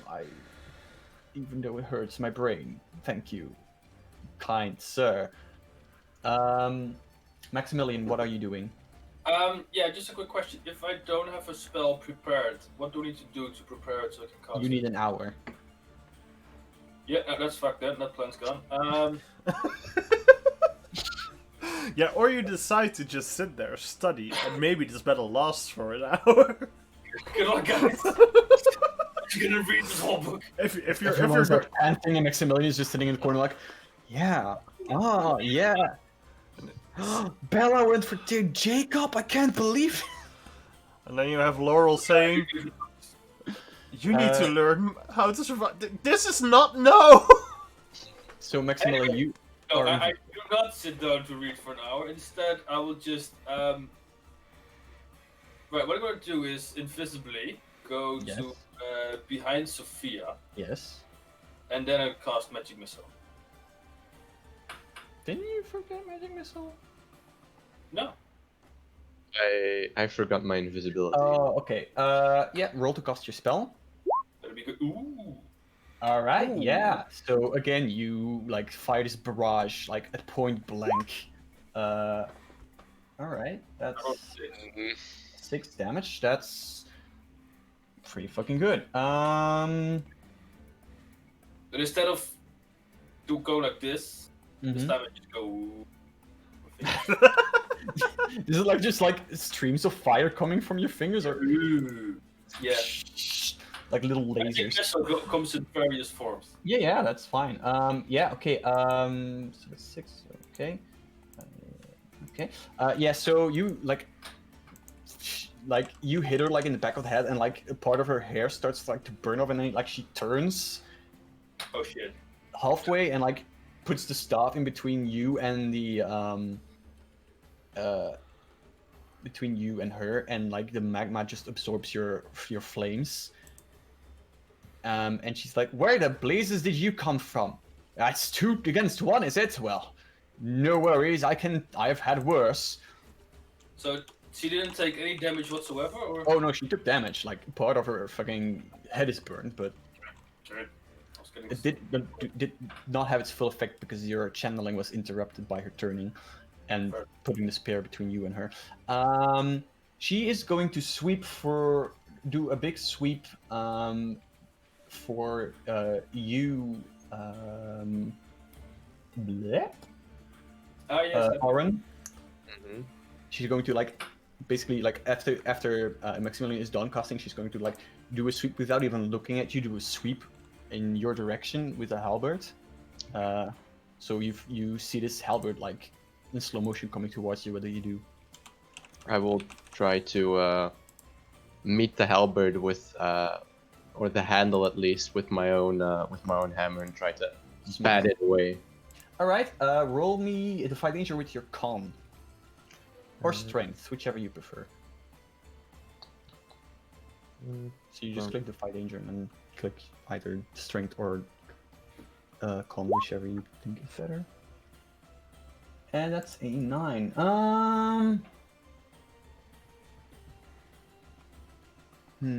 Okay, so what happens is, yeah, you bat it away, and the halberd like spins in the rather, the impact is harder than you think, and you like manage to like basically the warhammer and the halberd collide, and there is a impact of like an enormous amount of force like beneath the both of you. Basically the ground like cracks, and like smoke comes from the both of you, and you are like locked in a stalemate. Like neither of you are like necessarily in a better or worse position, but you are both like locked in this almost Star Wars-esque lightsaber against each other thing. Like sparks are flying off of the two weapons as well. By now, Quinn, you have recovered from your noble fall. What do you do? I am definitely still like on my hands and knees Mm-hmm. because you know I am old-ish. Mm-hmm. And I'm crawling forward, but like Greaser is still on my head, Mm-hmm. and I'm like crawling forward towards Sophia, and I'm like, die, friendly fiend, be gone. And I like take Greaser and I like sort of present him to Sophia, and I'm Okay. still on my knees. Okay. Laurel, you in slow motion see Sophia like look over at Breezer, and you like her expression turns from very fierce and like battle hardened to absolutely terrified. What do you do in this moment? I yell in the direction of Sophia that, watch out! He has rabies! And try and increase the fear effect that it already has. Okay, roll me a parlay. That's 2d6 plus charisma, and I think you can add something from Breezer to that.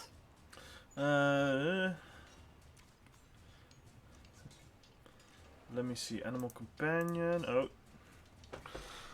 That's a lot! Mm-hmm. No, that's not. It's in the command, I think. Command.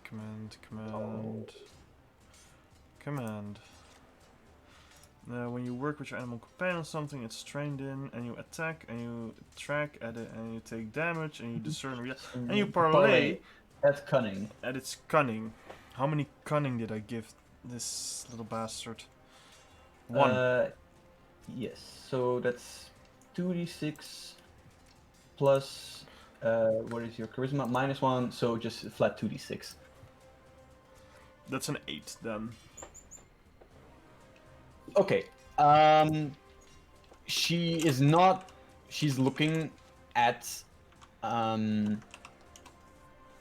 Breezer. Like her attention is fully focused in it, and she's like looks up at you and then looks back, and she's not entirely convinced that it has rabies. She's definitely scared of it, but she's not convinced that it has rabies.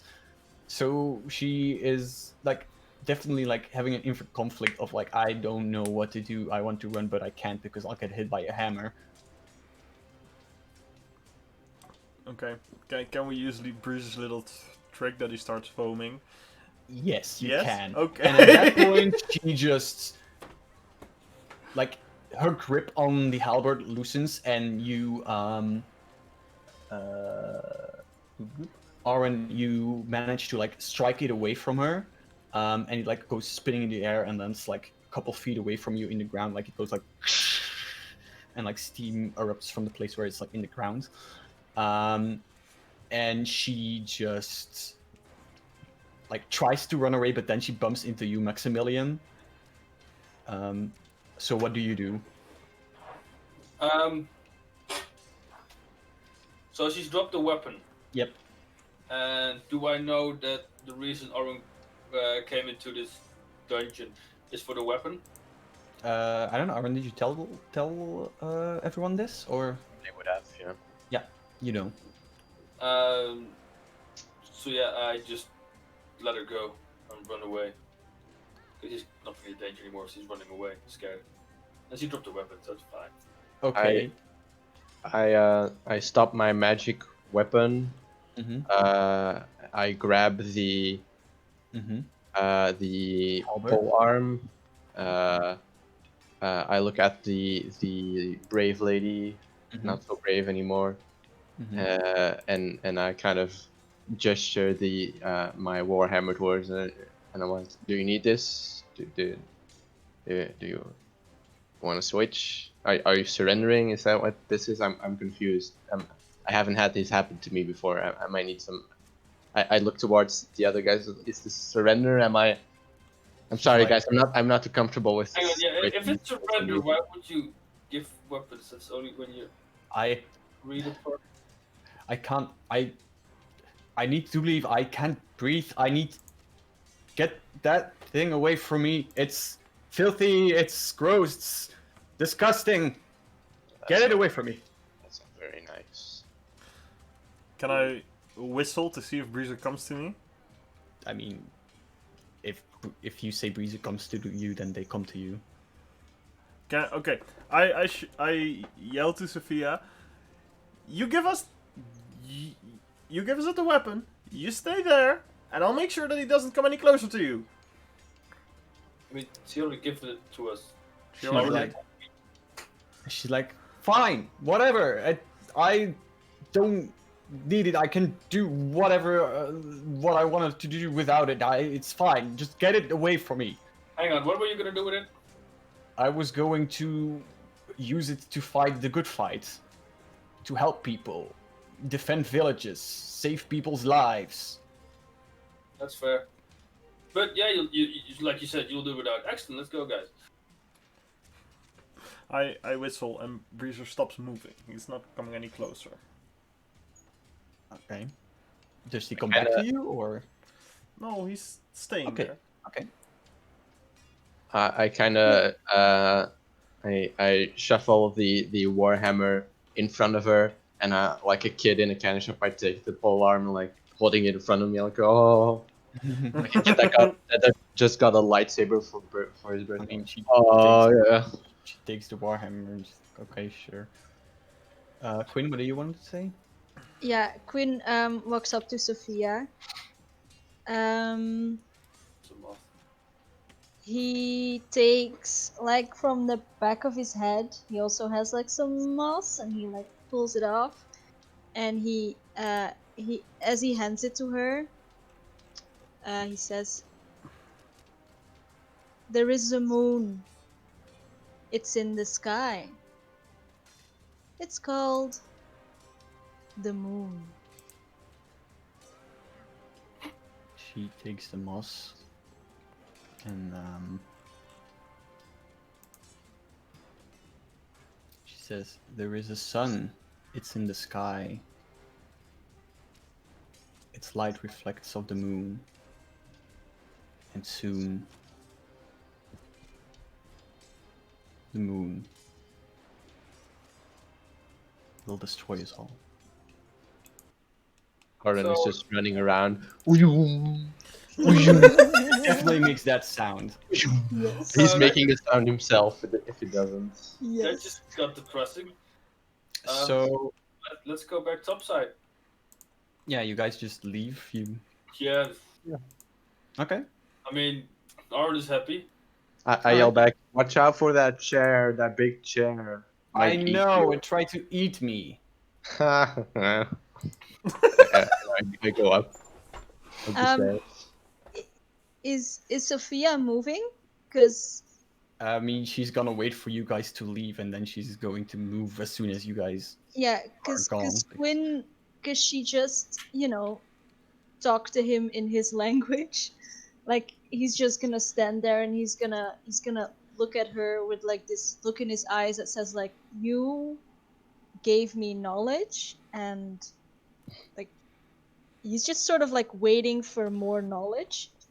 And he's also staring like pointedly at the moss in her hand now. Can I? Before Yeah. I walk upstairs, I wait at the stairs. You were seeing- already see- upstairs. Oh yeah, I wanted to see what happened between Quinn and Sophia. Oh yeah, I mean you're at the yeah. Yeah. You can I see. kind of want to see as well, but I also kind of want to drag Quinn with me topside. What does Aaron do? Or is he just already on the stair? He's still going upstairs. Whew. Wondering how I'm supposed to put away a flaming a magma halberd without burning my I stuff. mean, that's a you problem.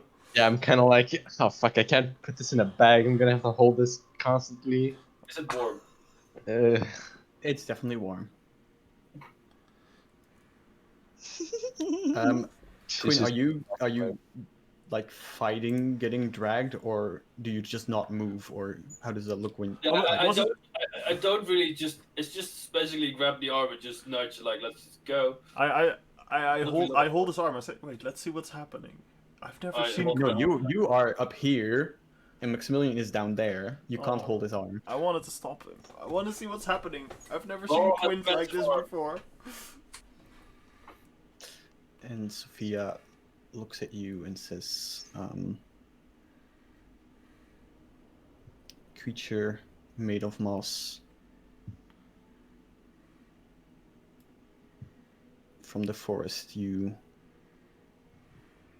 have lost many things in your life, as I have lost my wife. And I will not let that happen to anyone else. But if we do not do something, we'll all get lost in hell." Jesus Christ, cheer up. Like Quinn is visibly touched. Like there's some like tears forming into that. He's not crying, but like there are some like his tears are, his eyes are a bit watery. And he touches his hand to like her chest. Mhm. Um She puts her hands over your hand. and he nods. And at that point, we see this scene. Basically, the camera drag away from it, and there's like this brightness in this orb where this scene is being displayed. And through this brightness, we see and we hear this like cracking, like wood cracking, basically. And we see now, due to the light of the orb, that around this orb there are whirling vines with thorns on them. And then we're just crunching, and like a crack appears in the orb, and then it just shatters. And then we see, we hear this voice again. Stories are wonderful things, aren't they? Morals, teachings, or maybe just distractions. But stories come from somewhere. And those origins are oft less pleasant than the watered-down versions we tell each other by the campfire. Heroes are fools. Villains are misguided. Good and evil, lies we tell ourselves to make things easier. In the end of the day, we all want the same thing, don't we? Food, shelter, maybe some company. And at the end of the day, someone's flesh will meet steel. And your decisions will dictate whether your flesh is holding it or tasting it. Maybe you have learned to use magic. Maybe you were born with it. Maybe something more powerful is granted to you. Lucky you. But be careful. Nothing in this world is without price. And at the end of time, you will pay for it. This world is going to end sooner rather than later. But you wouldn't know that, of course. So enjoy your small victory, Aaron. Enjoy the tale you can now tell, Quinn. Enjoy your pleased god, Aaron. Arne said, Laurel, enjoy your... enjoy your life. Oh, and Maximilian, I'll see you soon. And then we see the night sky, and we see the moon, and we see these vines spreading across the moon. And then we fade to black.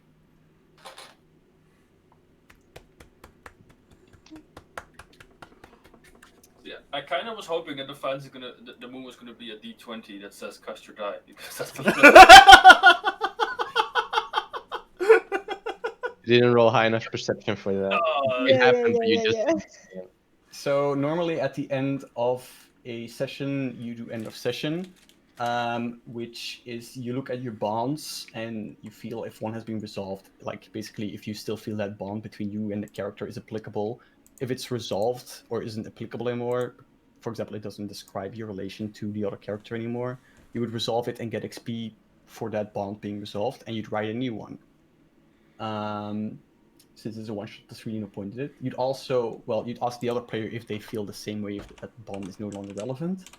You'd also get an XP if you did what your alignment is. Basically, your alignment says, for example, for a fight, it can be like, do a heroic deed despite putting myself in danger. If you do that during the session, you get XP for that. Because as you notice, you don't get XP for fighting, except if you mess up a roll, that's how you get XP. Then there are 3 questions we ask at the end of sessions. Did we learn something new and important about the world? Did we overcome a notable monster or enemy? And did we loot a memorable treasure? For each yes, you also get an XP. So those are the ways you earn XP in this game. And you can change those questions if you don't, if they don't jive with what you're doing. Like if you're a more social game, like overcoming a notable monster or enemy could be like more like an obstacle or something completely different. It's very customizable. And then it's the end of the session. I say let's do it. Let's save these characters, because I like where this is going. And to be honest, there are going to be moments when some of us aren't going to be able to show. And then this is actually quite fun to do.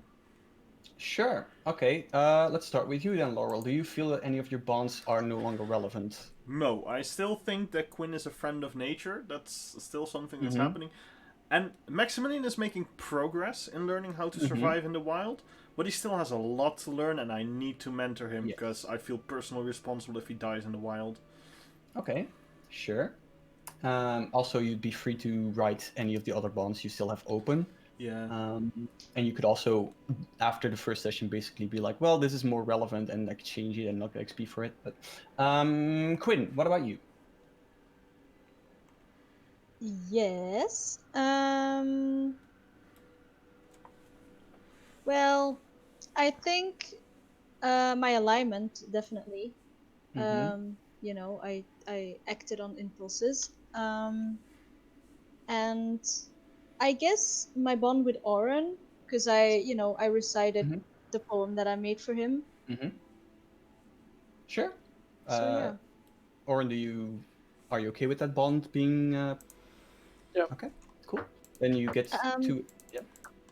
and just to, it's you level up 7 plus. 7 plus your level. It's always 7 Okay. XP plus your level. That's when you can level. Okay. So if you're level 1, it's 8 XP. If it's level 2, if you're level 2, then you need 9 XP, etc., etc. Yeah, Laurel. What about your alignment? My alignment is chaotic, and it says free someone from literal or figurative bonds. I don't think I did that today. No, I don't think either. All right, let's move on to Maximilian. Do you feel like any of your bonds have been resolved? Don't think anything changed really. Okay. So Okay. I would say maybe. Okay. And your alignment was to aid Use someone? magic to directly aid another. I think you definitely did that, so you can mark an XP for that. I did a You- thing. Excellent. That's 2 XP. Yep. Good. And then Aaron, what about your bonds? Do you feel any have like changed or well, anything? I think I'm on my way of converting Laurel to my faith. He's getting Mhm. there, but he's not really Yeah. converted yet, so I'm gonna keep that. All right. I'm slightly distrustful of Maximilian now because he shot me. Wait, Wait, Laurel. Eh, Oh no, Laurel shot me. Yeah. Never mind. But I think my twin is in constant danger. I think I can resolve that because uh, he's no longer constantly in danger. He is danger, seeing as he almost exploded all of our heads. Sure. Is Valid. Sure. constant Then you danger. can mark an XP for that. 1 XP. 1 XP, yes, for that. Okay. And your alignment? I was chaotic. Yes. What does that entail for you? What? Uh, Hold on, I'll quickly look it up for spur you. others to significant and unplanned decisive action. That's what it says in the general one. That's what it says in the general one. Yeah. Do you feel like you did that? Pretty much. The others agree? what was it? Spur others to indecisive action, something along those lines. Yeah. Wait. What I mean, was yeah, it? he kind of charged and made us join the fight as well. So Yeah. True. Yeah, sure. Get another XP for that. And then we ask the question 3. Did we learn something new and important about the world? I mean, yes, absolutely. So that's 1. Did we overcome a notable monster or enemy? Yes, that's 2. Thomas, the big goblin. yes, That awesome, Sophia. yes, that was yes. I mean, I that think is Sophia that is more extra? memorable personally, but that's up to you. Well, she was more notable, I guess. Maybe A goblin 5 times larger than the did we average. loot a memorable treasure? Absolutely. So that's Yes. 3 Yeah. XP for everyone. I am Yes. 1 point away from leveling up. I'm mad. Too Everyone bad, so is. sad. So yeah, thank you all for playing Dungeon World with me. I love this game a lot. As you can tell, it's very different from D&D. It's based on a game called Apocalypse World. Definitely check that out if you like post-apocalypse games. And there's a bunch more games based on it that are also excellent. And of course, this game is also excellent. So yeah, that was our Dungeon World one-shot, which may not be a one-shot, maybe. We'll see in the future. Surprise. Either way. Thanks you all. Thanks so much for joining us tonight. Sorry, it wasn't the usual campaign, and I hope it was still fun. I hope I can speak English good. I Yes, hope it was well. fun for everyone. I hope everyone here at the table, the virtual table, had fun with trying this new system. Some already tried it before, some haven't. And yeah, be sure to follow us at Cast Your Die on Twitter. Follow our Twitch page here. Follow us on Facebook to keep up to date with everything. And then Jade also has some social media they want to plug. You can follow me on YouTube at Call Me Jay. I try and post there subjects that I find interesting, things socio-political, things that are going on, and some media critique that is happening at this point. Yep, it's all very interesting and very informative. So if you like some good analysis of stuff, then I would definitely check that out. It's very interesting. Kato? Yeah, I would also like to plug something, not for Mhm. myself, but I recently purchased this dice bag, Yes. as you can hear. It has like, I think 6 pockets. It can fit like up to like, I think it's like 200 dice. It's a lot. And since not all of us have money to buy like critical roles, like huge dice hoarder bags. So and you can like completely customize it yourself. Like you can choose different patterns, and mine is gorgeous. Mhm. It's you can find her at she has an Etsy store. It's called Game Fancy. Um, Definitely, like she's super friendly. Check her out. I love it. It's the best if you need like a general place to store all of your dice. If you're a dice goblin like I am, it's great. Go check it out. Excellent. Do not eat your dice. Put them in a nice bag at Yes. Dice Fancy at Etsy. Game Fancy. Game Fancy, rather. Sorry, my apologies. Game Fancy on Etsy. You will find those lovely bags. Even though they weren't here, I would still like to softly plug Skatuya, who was in the chat, for her lovely comic Cupido. You can find it at Tapas. She does the art for Maya in the main campaign, and Kui for the other characters' art at Kui Attempts Art on Instagram. And I'd also like to plug myself. You can find me on Twitter at KierVG. I make music. You can find links to all my stuff there. Most of it's in Dutch, some it's in English. I haven't recorded a song in a while. I am going to try to do so soon. But yeah, that was our show. Thanks so much for watching, and have a lovely day / evening / life. Goodbye. Bye bye. Bye. Ciao, ciao, ciao.